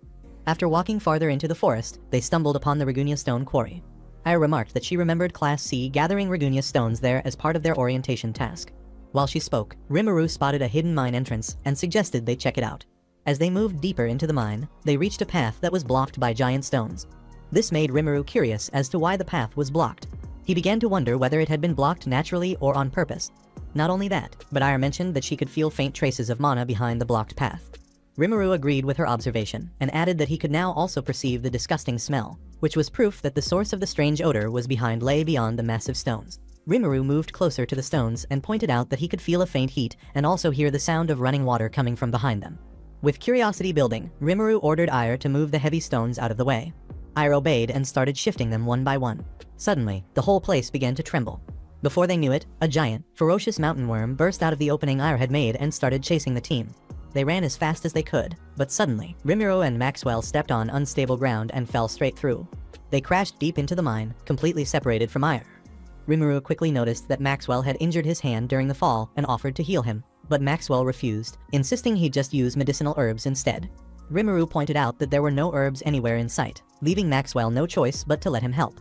As Rimuru began the healing spell, he asked why Maxwell harbored so much hatred toward mages. Maxwell snapped that he didn't actually hate mages. What he hated was how everyone kept trying to force magic on him just because he was the village chief's grandson. He resented how people constantly told him he'd become a great mage someday. Rimuru tried to explain that it was only because they had high hopes for him, but that made Maxwell bristle even more. He yanked his hand away and growled that people only treated him that way because of his grandfather. No one seemed to care about what he wanted. No one noticed that his true strength lay in archery. He added that he was already as skilled with both bow and sword as any adult. Nevertheless, Rimuru calmly told him the reason he felt that way was because he had never really tried studying magic. Rimuru explained that if Maxwell chose to focus only on weapons and ignored magic, he might not be able to protect someone or something important to him. When the time came, Maxwell understood what Rimuru was trying to say, but he quickly brought them back to the present. They needed to find a way out of the mine. Just then, a loud rumble echoed behind them. The mountain worm had broken through another passage and was barreling toward them. In that same moment, they spotted Ire, also being chased by the massive creature. As the three of them ran, they noticed a bright light ahead. It had to be an exit. Rimuru quickly came up with a plan. He told Ire to throw him and Maxwell toward the light. Ire blinked in shock, asking how they were supposed to land safely. But Rimuru reassured her he had it covered. He instructed her that once she tossed them, she should use Excel Boost to escape the monster. Without wasting time, Ire hurled Rimuru and Maxwell toward the light with all her strength. As they reached the opening, they burst out of the mine and found themselves plummeting toward a massive, fast-flowing stream. To ensure a safe landing, Rimuru told Maxwell he would keep casting healing magic on both of them throughout the fall, but warned him to land on his feet. Just as promised, Rimuru used healing spells mid-fall, and the two of them hit the water with minimal injuries. But before they could catch their breath, the mountain worm exploded out of the mine entrance, still chasing Ire. Rimuru saw this and immediately shouted to Ire that the weak spot of any mountain worm was the very center of its body. That was all Ire needed to hear. She unleashed her Agni twin blade and, still in free fall, maneuvered herself toward the center of the worm's massive body and slashed it right at its core. The monster let out a deafening screech before collapsing in defeat. With the monster defeated, Ire descended to the ground and asked Rimuru if he was alright. Seeing that he was, she smiled and said she was glad he was safe. However, Rimuru noticed that Ire had sustained a few injuries, so he immediately healed her. A few minutes later, Hamiya and some elves rushed over to meet Rimuru and the team. But suddenly, Rimuru began to feel dizzy from using too much healing magic. So Hamiya quickly suggested they carry him to the guest house right away. By twilight, Rimuru was feeling much better. To help with his full recovery, Hamiya offered Rimuru and Ire some fruit juice and cookies prepared in the elven village. She also mentioned that Maxwell was outside, excitedly recounting the entire adventure to anyone who'd listen. After that, Ire complained that she was feeling a little drunk.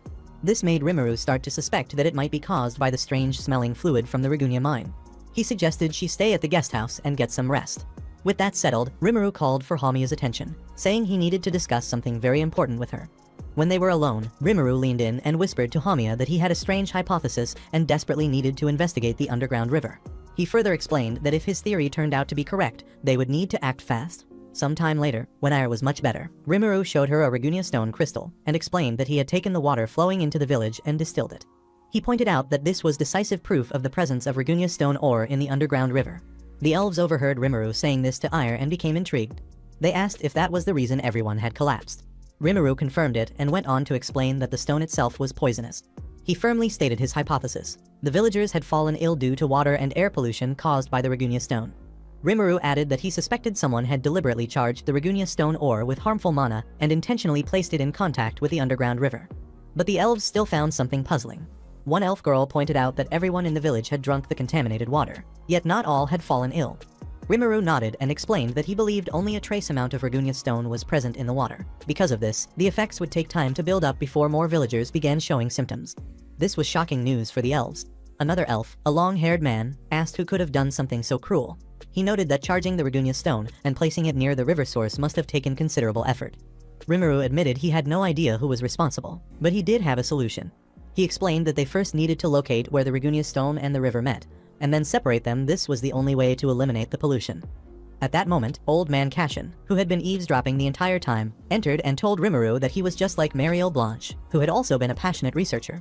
When Rimuru curiously asked who this Mariel Blanche was, Cashin revealed that she was one of his ancestors who had visited the elven village some 500 years ago. Rimuru's interest spiked. He asked Cashin what kind of magic his ancestor had researched. But the old scummy man replied that he would only answer once Rimuru had solved the problem at hand, frustrating Rimuru to no end. Early the next morning, Rimuru, his team, and a couple of elves set out to locate the point where the Ragunya stone and the river were in contact, aiming to separate them. After walking quite a distance, Ire suddenly alerted Rimuru that she could sense some kind of magic trap nearby. Rimuru immediately suspected it might be another teleportation spell, so he quickly decided to go over the plan again with the team. He reminded them that their primary goal was to remove the stone ore in contact with the underground water, emphasizing the urgency of the situation. He added that evacuations would begin at the starting point once they were in position. After prepping the team, Rimuru moved over to Ire in secret and whispered that once they got hold of the stone, she should discreetly store it in her dimensional storage because they might be able to sell it later. With that said, Rimuru turned back to the elves and asked if they were ready to fight their way through any obstacles.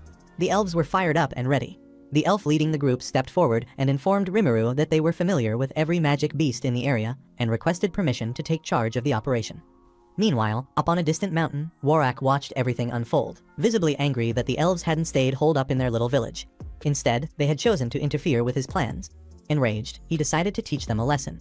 He summoned a black, gooey monster and then hid himself inside it. At that moment, Rimuru informed the group that he was beginning to sense an overwhelming mana presence. But before anyone could react, various types of monsters erupted from the ground and began attacking them. The elves instantly fell into battle formations and spread out. Some fired arrows at the monsters, while others attacked with their swords. Ire wasn't left behind. She lunged at the creatures at full speed. But then she noticed that the black gooey monster was heading straight for Rimuru. Before she could alert him, an elf girl jumped in to protect him, but was stabbed in the gut by the creature. Rimuru rushed over to heal her. But as he worked, he was shocked to see several other elves also being stabbed by the same monster. Desperate, Rimuru concluded that someone had to be controlling the creature from within. He immediately shouted to the team, instructing them to search for the body behind the monstrous attack. Responding quickly, Ire used her dragon-enhanced vision to scan the area. Spotting a suspicious location, she rushed up the mountain and sliced at a large stone. That was when she saw a black, gooey body with eyes all over. She wasted no time striking at the monster in an attempt to reveal who was inside. But unfortunately, her attack wasn't strong enough to cut through the beast. Rimuru had a gut feeling the caster was indeed inside that mass of sludge, but he found it strange and troubling that even Ire couldn't break through it. With more elves being wounded, the elven leader quickly ordered the remaining fighters to watch for the tusks emerging from the gooey monster. He warned them not to charge unless they could see the tusks, and urged everyone to stay close to Rimuru so he could heal them if needed. But just as he finished speaking, Rimuru noticed the monster was targeting those furthest from him. It was a clear sign that whoever was controlling the creature was highly experienced in fighting against coordinated groups. The elven leader also realized the monster was deliberately luring him away from Rimuru. Just as he considered moving back, he was viciously stabbed. Rimuru saw him fall and rushed over, determined to heal him. As he arrived and summoned magical circles, Ire suddenly shouted a warning. Rimuru wasn't fast enough to react, but at the last second, Hamiya swooped in and pushed him out of harm's way, taking the stab to the chest herself. The sight enraged Ire. She launched a furious assault on the beast, slashing at it with unrestrained fury. Meanwhile, Rimuru rushed to Hamiya's side and began healing her, panicked but focused. While doing so, he realized they couldn't keep fighting like this, too many were getting hurt, and they might not hold out much longer. Just then, the injured elf leader, barely able to stand, placed a hand on Rimuru's shoulder and reassured him. He said they were willing to sacrifice their lives for the safety of their village. But Rimuru turned to him and declared he wouldn't let that happen. He promised to heal not just him, but every elf still standing. Right after saying this, Rimuru noticed something strange. The ground beneath him felt muddy. He knelt down and realized the muddiness was due to Ragunia fluid, meaning the underground river had to be directly below them. Excited by this discovery, Rimuru's determination surged. He called out to Ire, announcing that what he was about to do could change everything. Then, with focused intensity, Rimuru summoned a multitude of magical circles. A brilliant light began to glow in the sky. From a distance, Maxwell looked up. Stunned, Rimuru was unleashing the ultimate healing spell, the deployment healing spell. At that moment, there was an outpouring of mana from the sky, causing Ire to feel an intense surge of energy coursing through her body. She immediately charged at the monster at a blurry speed. This time, she was able to slice off a part of the round, gooey monster and revealed Warak's face for everyone to see. Everyone was shocked to see that the mastermind behind those monsters was none other than Teacher Warak. With his cover now blown, Warak was furious. He was sick and tired of the nonsense and swore he would never let Ire get away with what she had done. To do that, Warak stopped his multiple slimy hands from attacking in all directions and focused all his strikes on Ire. Ire started to struggle. Her attacks could no longer slice through the thick slime. Maxwell noticed this and decided to help by distracting Warak to give Ire an opening. Knowing he stood no chance of landing the perfect shot with normal arrows, Maxwell took one arrow from his quiver, infused it with mana, and fired it at Warak. The arrow came close, but Warak blocked it with a wall of slime. That was exactly the distraction Maxwell had hoped for. Caught off guard, Warak left an opening. Ire seized it. With a swift aerial strike, she descended with her blade. Warak's eyes widened in shock. He hadn't seen it coming, and by the time he realized, it was already too late. Ire's attack connected, triggering a massive explosion. Warak's magic vanished, and then he completely disappeared into thin air, as if he had never existed. As the dust settled, Maxwell was proud of himself and overly excited that they had won. But just then, Rimuru collapsed to the ground, drained from exhaustion. When he regained consciousness hours later, Rimuru found Ire standing over him completely naked, her flat chest exposed. Startled, he immediately asked why she wasn't wearing anything. But when he looked around, he realized almost everyone nearby was stark naked as well. Two unclad elven hotties approached him, smiling warmly as they thanked him for everything he had done for the elven people. They explained that after the monsters were defeated, the villagers had rushed over the moment they heard the battle was over. Not only that, but once the Ragunia stones were removed from the underground water, they discovered the river also contained a natural hot spring. So, for now, everyone had decided to relax and enjoy it. Looking around, Rimuru noticed that even Igi, their supporting dragon, was lazily soaking in the spring, clearly enjoying a relaxing time in the spring. Ire suggested they join in too, and Rimuru agreed. As he eased into the warm water, he spotted old man Kashan peacefully meditating nearby. Kashan noticed Rimuru watching him and commented on how hard he had pushed himself that day. Rimuru chuckled and replied that he might have been better prepared if Kashan had told him more about the formidable enemy he was facing. Hearing this, Kashan raised an eyebrow and asked what he meant. Rimuru explained that he knew Kashan had a drug analysis skill and had always known the honey had been harmless all along. Kashan froze for a moment, visibly surprised. Then he sighed, admitting he had never realized Rimuru possessed such a terrifying gift that allowed him to see the abilities of others. Now that he'd been found out, Kashan had no choice but to be honest. He confessed that he had long suspected Warak was up to something in the woods.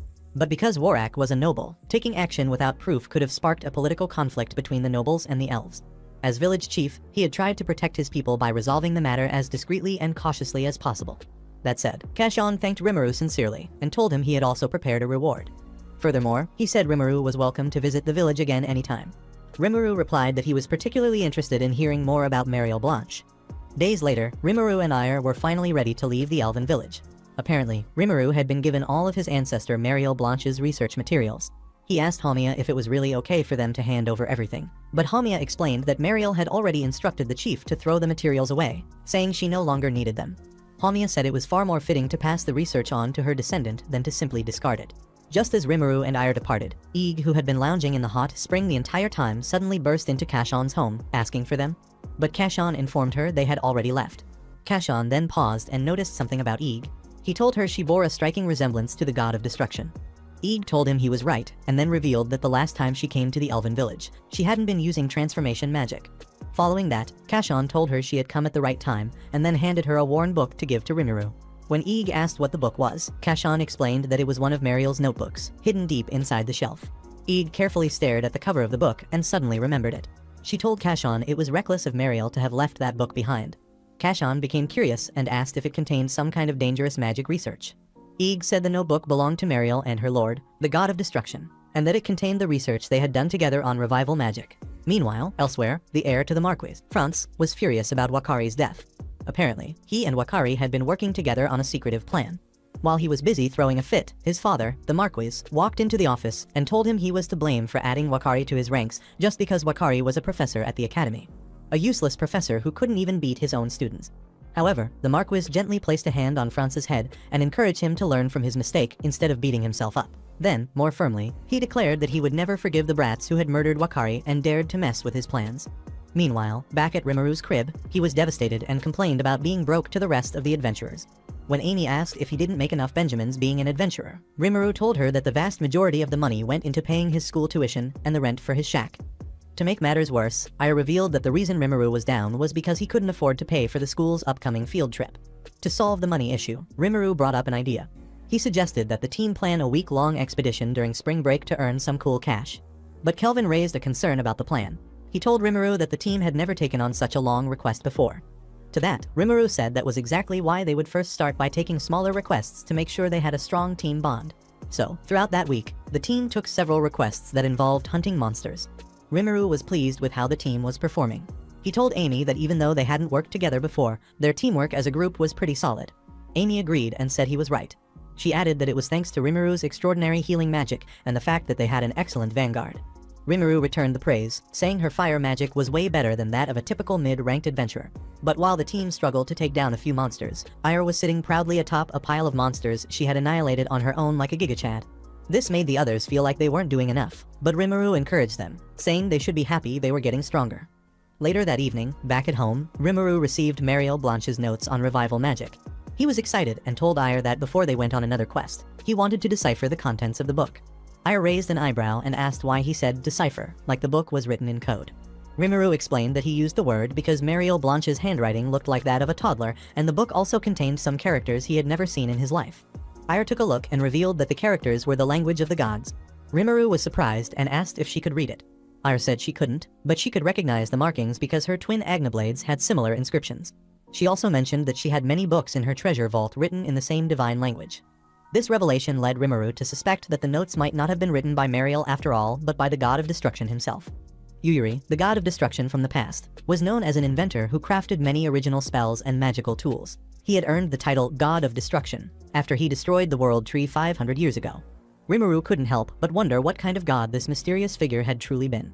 Just then, while flipping through the book, Ire called Rimuru's attention to two pages that had been stuck together. Rimuru moved to help her unstick the pages, but suddenly, his expression darkened when he saw something hidden between them. It triggered memories from his past. He remembered the first time he had learned to use healing magic. As he stared at the carefully drawn magical circles on the pages, it hit him they were the same ones used in the very first healing spell he had ever learned. Meanwhile, somewhere on the street, Eeg summoned multiple magical circles to impress some kids. The kids were clearly amazed and told her she was incredible. But suddenly, they ran off when their mother's voice rang out, announcing that dinner was ready. With the kids gone, Eeg was left alone again. A wave of loneliness washed over her, and she started missing Rimuru and Ire, who she assumed were off in the city enjoying their best lives. Suddenly, a female voice from the shadows caught her attention. The voice called Eeg, the dragon left in charge of Merba, and asked what she was doing there. The moment Eeg heard the voice, she began sweating profusely and blushing at the same time.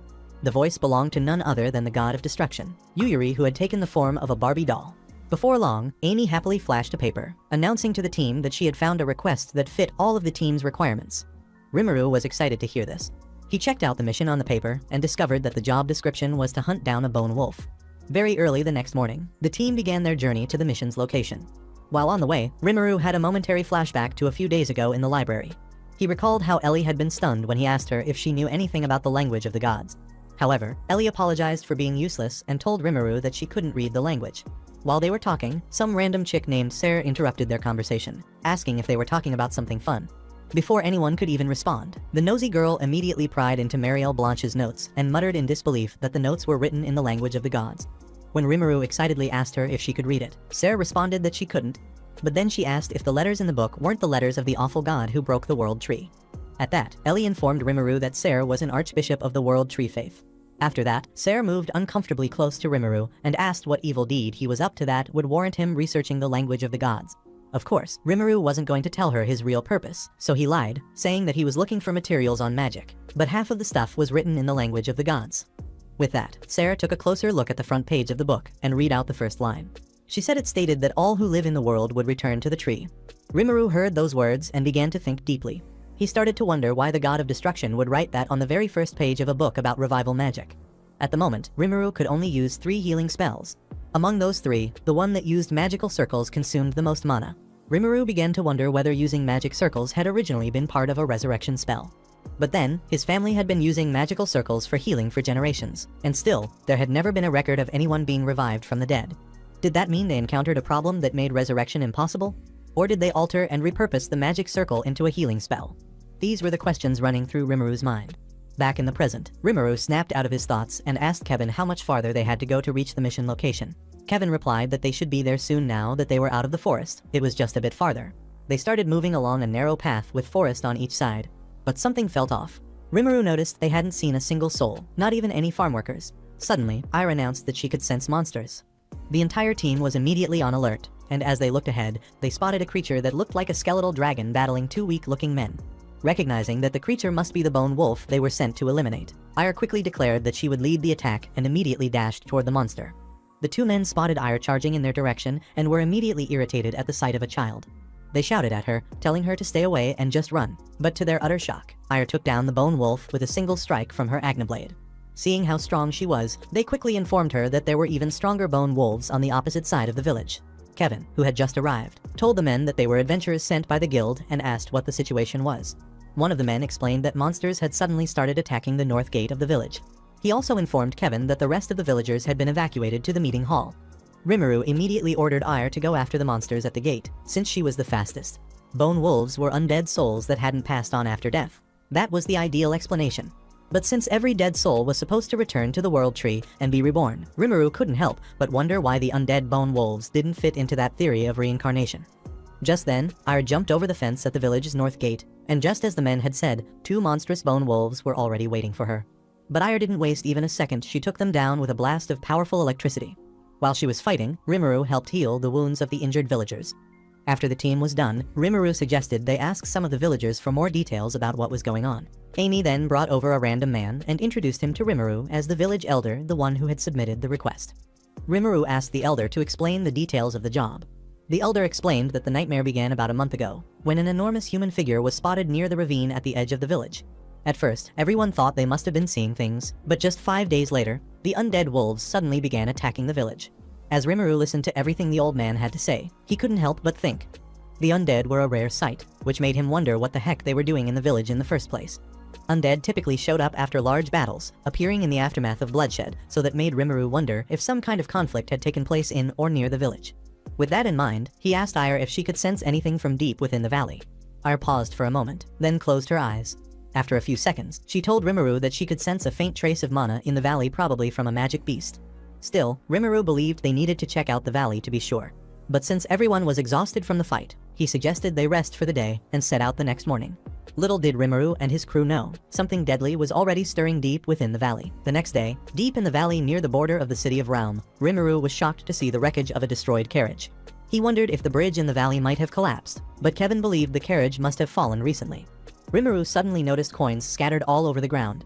He saw that the gold coins had their faces scratched off, leading him to conclude that they were from the city of Raum. When Kevin asked how he could tell the coins belonged to Raum, Rimuru explained that Raum coins were a little sturdier than most. He noted that the coins were almost in perfect condition even after the accident. This led Rimuru to believe that the owner of the carriage must have been a trader who had likely conducted business in Realm. Most likely, the trader was a high-ranking noble, as only someone very wealthy would carry such a large amount of gold coins. But something didn't add up.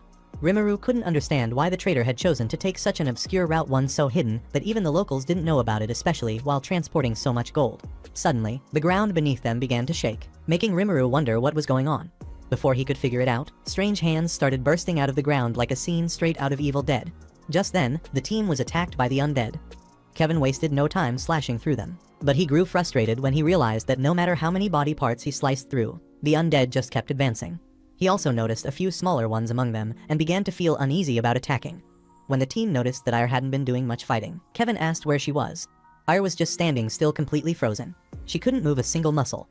The sight of one of the undead, bound in chains and dressed like a slave, triggered memories of her own past. She remembered all the terrible, horrible things she had endured as a slave. Rimuru noticed that Ire was completely lost in thought and shouted to snap her back to the moment, but she still didn't move. So he quickly grabbed her by the hand and led her away to a more secluded area, away from the battle with the undead. Once there, he kept trying to snap her back to consciousness, but Ire was deeply trapped in her thoughts. He tried shaking her, but her awareness remained lost. The situation was bizarre. Rimuru remembered that Ire had once fallen into this kind of state before, back when they were riding in a carriage. He also recalled seeing one of the undead earlier wearing a slave collar, and began to wonder if Ire had been enslaved around the same time as that girl. Maybe that was what triggered her current state of mind. One last time, Rimuru slapped both of her cheeks and shouted for her to wake up, but still, nothing. That's when Rimuru realized yelling wasn't going to help. Meanwhile, Kevin was still struggling with the undead, shouting and demanding to know what was going on with their starfighter. But Rimuru kept begging him to focus on the undead and just give him more time. At that moment, Rimuru remembered that the Blanche family had a healing spell designed to pacify the mind, but the problem with that spell was that it took time to cast. Nevertheless, Rimuru pinned Ire to the wall and then hugged her. While doing so, he asked her to trust him with her body. Instantly, a blinding light began to radiate from their bodies. But suddenly, a massive giant monster burst out from the ground and started charging at the team. They immediately recognized it as the giant the village head must have been talking about. Kevin saw the monster and was struck with fear. He asked if they were going to run away, as it was clear that just he and Amy wouldn't be able to handle it alone. Rimuru heard his concern, which made him realize they wouldn't be able to hold out much longer. With no time to spare, Rimuru quickly told Ire that he would use his secret technique. Without warning, he kissed her briefly, then recoiled in embarrassment and explained that connecting mouth to mouth was the fastest way to activate the healing technique. After the awkward kiss, Ire finally regained consciousness, though she couldn't shake the taste of Rimuru's lips from her mouth. Just as Amy complained about running out of mana, the monster closed in and was about to crush the team. But at the last moment, Rimuru charged at the beast with her twin Agna blades in hand. When they collided, a massive explosion occurred, but Ire stood victorious against the beast, emerging from the blast unscathed. Meanwhile, watching the entire battle unfold from a distance were Ig and Yuyuri. Yuyuri was thrilled to witness such an incredible fight, especially seeing Rimuru and Ire in action. With the battle concluded, Kevin told Rimuru that with the mission complete, they would be promoted as adventurers and would earn some cash from the sale of the giant monster's bones. Kevin also added that Rimuru's promotion meant he would now have a free pass to the bottom level of the library. Rimuru heard this, but remained silent, his thoughts focused on the undead. He planned to investigate them further at the Magic Academy's library. He couldn't shake the uneasy feeling that the existence of those creatures was somehow connected to revival magic. Meanwhile, at the residence of the Marquis, some form of ritual was underway as a slave was being dragged and tortured. The evil Marquis watched from behind a wall, his two sons beside him. The younger son asked if everything was ready, but their father remained in deep silence. A man with a mallet cruelly nailed the head of the slave, while the Marquis looked on in contentment. With that done, the Marquis turned to his eldest son and asked if he had taken care of the slave traders. The eldest son replied, assuring him that everything had been handled. The Marquis commended him for a job well done and instructed him to ensure the rest of the operation went smoothly. He added that if all went according to plan, soon all of Realm would be theirs. Meanwhile, at the library, Ellie was amazed that Rimuru had been granted access to the deepest part of the archives. She said it was a new record for the youngest student at the Realm Magic Academy. She whipped out the authorization card that granted Rimuru permission to enter the restricted section. But before handing it over, she told Rimuru that he and Ire were special to have found a way to maneuver through the administrative procedures, which had been progressing for quite some time. She also expressed surprise at how quickly the Adventurers Guild had processed the paperwork, and how much Rimuru had managed to earn the guild's trust. Rimuru was touched, and said it had all been thanks to Kelvin acting as a mediator and Ire's efforts. That said, Rimuru added that it was time he got started on some research, so Ellie handed him the authorization card. She also informed him that the deepest part of the library was roughly categorized, making it easier to find things down there. Rimuru thanked her and told her she had been helpful. However, before they left, Ellie informed Rimuru that it actually took 5 seconds to fall to the deepest level. Rimuru, curious, asked what would happen if they didn't land on the desired floor. Ellie replied that if that happened, a teleportation spell would activate and return them to their original location. Rimuru understood, and with that, he and Ire immediately jumped to the lowest level. They successfully landed in the deepest part of the library and began searching for books. Ire asked Rimuru if their search was still focused on resurrection spells, but Rimuru said no, he was now thinking of researching the undead first. A few seconds in, Rimuru suddenly found a book that caught his interest. While reading, he told Ire he had a theory. The recent disturbance with the undead that occurred in the village might have happened because there were already bodies buried there. Ire was surprised and asked what he meant by that. Rimuru explained that, according to the teachings of the World Tree, there was a reincarnation system that allowed it to collect and reincarnate the souls of the dead. Souls that weren't given a proper send-off could sometimes slip through the system. Rimuru added that, based on what he read in the book, souls that the World Tree couldn't collect could reattach to their bodies and become undead. Ire listened attentively but was a bit confused. She asked, if a dead soul reattached to its body and became a zombie, how was that different from resurrection? Rimuru answered that it was a simple question. He explained that resurrection was a technique that brought a body back to life without any decay. While for zombies, even if the soul returns to the body, the decay doesn't stop. Meanwhile, back at the library entrance, Ellie, now joined by Sarah, suddenly sensed a strange energy entering the building. A sinister, evil wind blew past them, sending chills down their spines. Sarah immediately noticed the incoming danger and stepped protectively in front of Ellie, urging her to stay close. Just then, a mysterious, sinister figure dressed in a black jacket and hoodie casually strolled into the library. Reacting quickly, Sarah summoned a magical circle and demanded to know who the heck he was. But to her shock, the circle in her hand vanished, nullified by some unknown counterforce. Before Sarah could figure out what was happening, the stranger moved like the wind and struck her on the head. In a flash, he grabbed Ellie by the neck, lifted her into the air, and hurled her into the open void leading to the lowest part of the library. As Ellie plummeted rapidly toward the hard floor below, Sarah screamed in horror, calling out for anyone down there to catch her. But it was too late. In mere seconds, Ellie married the floor. Sarah stared in horror at the crumpled body of her friend, her own body trembling uncontrollably with fear and disbelief. But before she could process the nightmare unfolding before her, the dark stranger seized her hand and coldly informed her that she too was destined to fall to her death thanks to the teleportation system of the Void, which his powers had just nullified. Without wasting another word, he grinned and told Sarah to enjoy her 5-second fall before tossing her into the void as well. Fortunately, Ire caught Sarah just in time, saving her from the fatal impact. The evil stranger, surprised, asked how she was able to use magic. Ire turned to him with a chilling glare, eyes like death, and shoved her dragon hand into his mouth. She followed it up with a brutal punch to the jaw before stating coldly that she wasn't using magic, she was using a dragon arm with wings. The man fell to the ground, wounded and begging for mercy. He confessed that he had been hired by someone and promised to reveal his employer if Ire spared him. Ire, without flinching, assured him that she kept her promises. Trusting her words, the man revealed that his employer was none other than the Marquis of Rittenberg. At the same time, while this was going on, Sarah finally landed on the bottom level of the library and rushed toward Ellie. But as she approached, she saw that Rimuru was already by her side. Desperately, Sarah begged Rimuru to use his powers to heal Ellie. But Rimuru, with sorrow in his eyes, told her that he couldn't bring the dead back to life. However, he added grimly, there was only one way to do that if she was prepared to betray the world. Will Rimuru be able to resurrect Ellie? Comment, the noble and his dragon girl, if you're eager to find out in our part 3. Give this video a thumbs up if you enjoyed it, and don't forget to subscribe to the channel for more content like this. As always, thanks for watching.